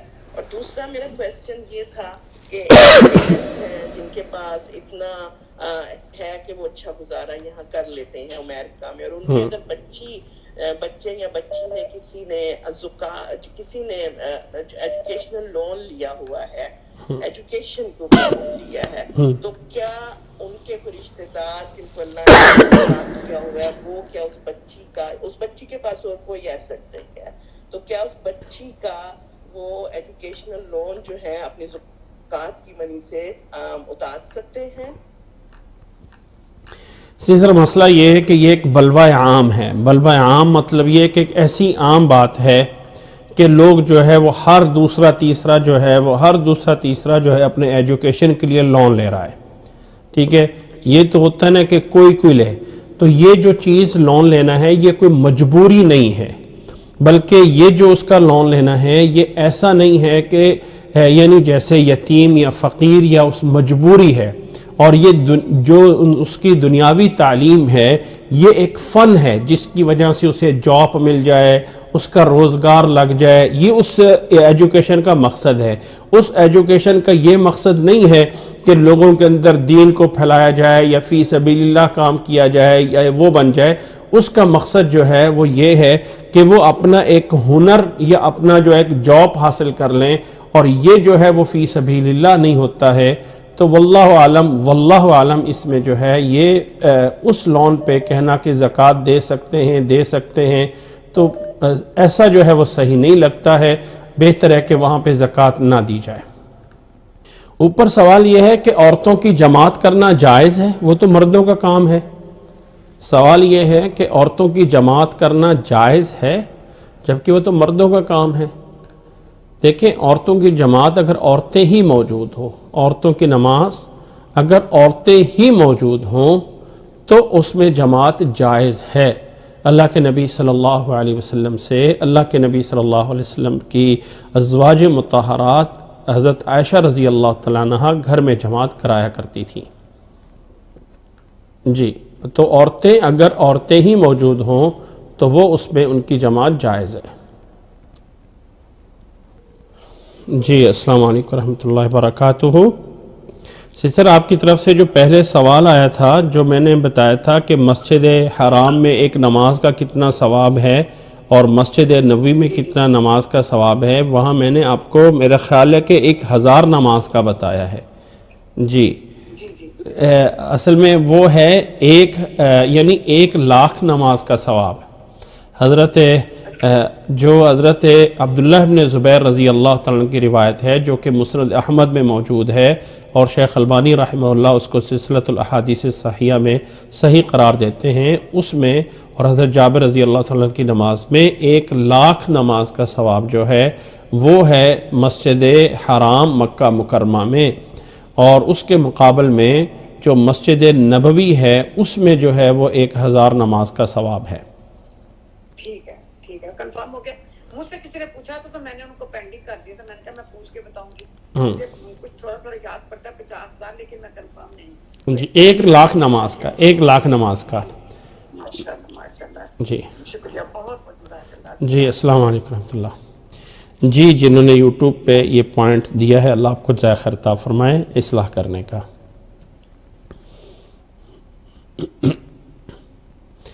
اسلام میں کیا جائز ہے کہ عورت نماز پڑھا سکتی ہے، لیڈ کر سکتی ہے؟ اگر عورتیں اکیلی ہوں تو تب عورت جماعت کرا سکتی ہے۔ اگر عورتیں اکیلی ہوں تو تب جو ہے وہ عورت امامت کر سکتی ہے۔ تو اگر ان میں کوئی مرد موجود ہو تو پھر جائز نہیں ہے۔ اگر عورتیں ہی موجود ہوں، عورتوں کو جماعت کرا سکتی ہے، وہ جائز ہے۔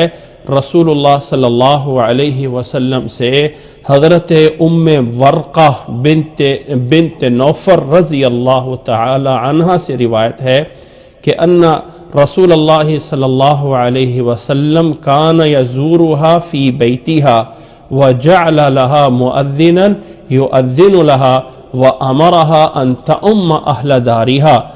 نبی صلی اللہ علیہ وسلم اس کے گھر میں جایا کرتے تھے اور اللہ کے نبی صلی اللہ علیہ وسلم نے اس کو اجازت دی تھی کہ وہ اپنے گھر والوں کی امامت کرا سکتی ہے۔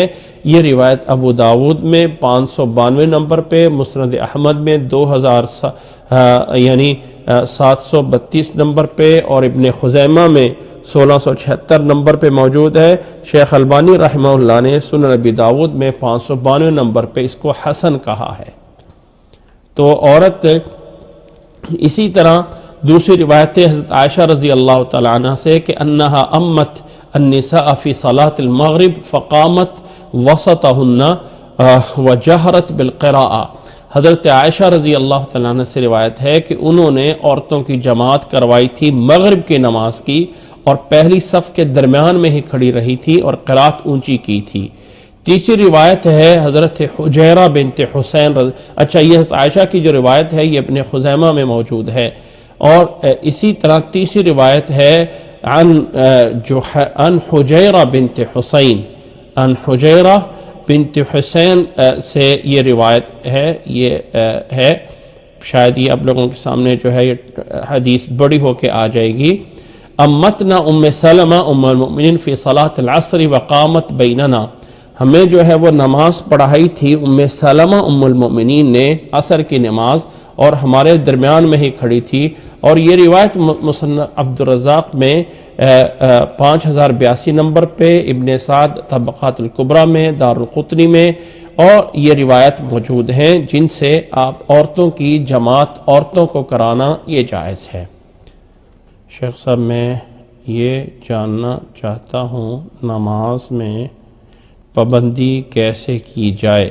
میرا دل بہت کرتا ہے نماز پڑھنے کا، لیکن جیسے ہی نماز کا وقت قریب آتا ہے تو دل دوسری طرف راغب ہو جاتا ہے۔ میرے بھائی اللہ تعالیٰ سے ایک تو دعا کی جائے کثرت کے ساتھ، اللہ مجھے نماز کی توفیق عطا فرما۔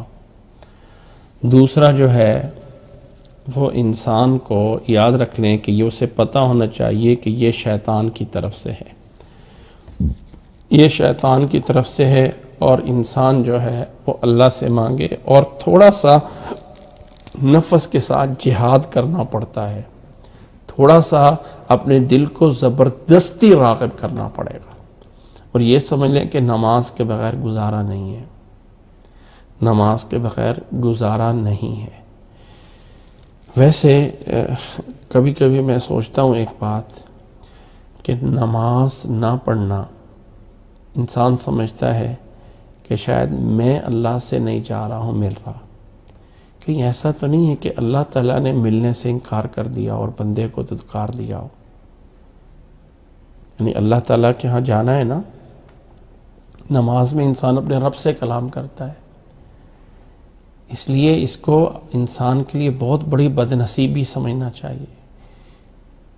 کوشش کریں کہ نماز کے بغیر کوئی چارہ نہیں ہے، اور اگر دل نرم نہیں نہ ہوتا تو قرآن مجید کی تلاوت ضرور سنا کریں، کم از کم روزانہ جو ہے ایک قرآن مجید کی تلاوت آن کر کے اس کو لگائیں، دل نرم ہوتے ہیں۔ ہم لوگوں کو شیطانی چیزیں سن سن سن کے دل اسی طرف جا رہے ہوتے ہیں۔ قرآن مجید کی تلاوت سنیں اور استغفار کثرت سے کریں، استغفر اللہ، اور ہمت کرنا پڑے گا، پھر اللہ تعالیٰ نماز کی بھی توفیق عطا فرمائے گا۔ جزاک اللہ احسن الجزاء۔ اللہ تعالیٰ سب کو ذخیر عطا فرمائے۔ اللہ اکبر، اللہ اکبر۔ اسی کے ساتھ میں اجازت لیتا ہوں۔ سبحانک اللہم و بحمدک۔ اچھا میں بتا دوں کہ یہ جو ہماری پوری کلاسز ہیں ان کی ریکارڈنگ بھی موجود ہے، اور ان کی ریکارڈنگ جو ہے ہماری ویب سائٹ الاحسان.com پہ اگر آپ جائیں گے، الاحسان.com پہ آپ کو مین پیج پہ جہاں پہ اس کا جو ہے وہ مل جائے گا دورہ قرآن کا، تو وہاں آپ دورہ قرآن کے میں آگے جائیں گے تو ریکارڈنگ جو ہے وہ پوری کی پوری آپ کو مل جائے گی۔ یہ آپ اگر دیکھ سکتے ہیں اسکرین پہ، اگر آپ دیکھ سکتے ہیں تو اسکرین پہ جو ہماری ویب سائٹ ہے الاحسان.com کے نام سے، اس کے اگر آپ ہوم پیج پہ موجود ہیں تو یہ اللہ اس کے نیچے یہاں پہ آن لائن رجسٹریشن پہ کلک کر دیں گے تو جو پیج آگے کھلے گا، یہاں پر پوری کی پوری کلاسیں جو آج سے پہلے 6 کلاسیں ہو چکی ہیں وہ پوری کی پوری لسٹ میں موجود ہیں۔ قرآن مجید کے پرنسپل یہ اور اسی طرح کلاس نمبر 5 اور کلاس نمبر جو 6 ہے، اور آج کی کلاس نمبر جو 7 ہوگی وہ بھی انشاءاللہ تعالی اسی لسٹ میں آ جائے گی۔ چلیں جی، سبحانک اللہم و بحمدک، اشہد ان لا الہ الا انت، استغفرک و اتوب الیک۔ السلام علیکم ورحمۃ اللہ وبرکاتہ۔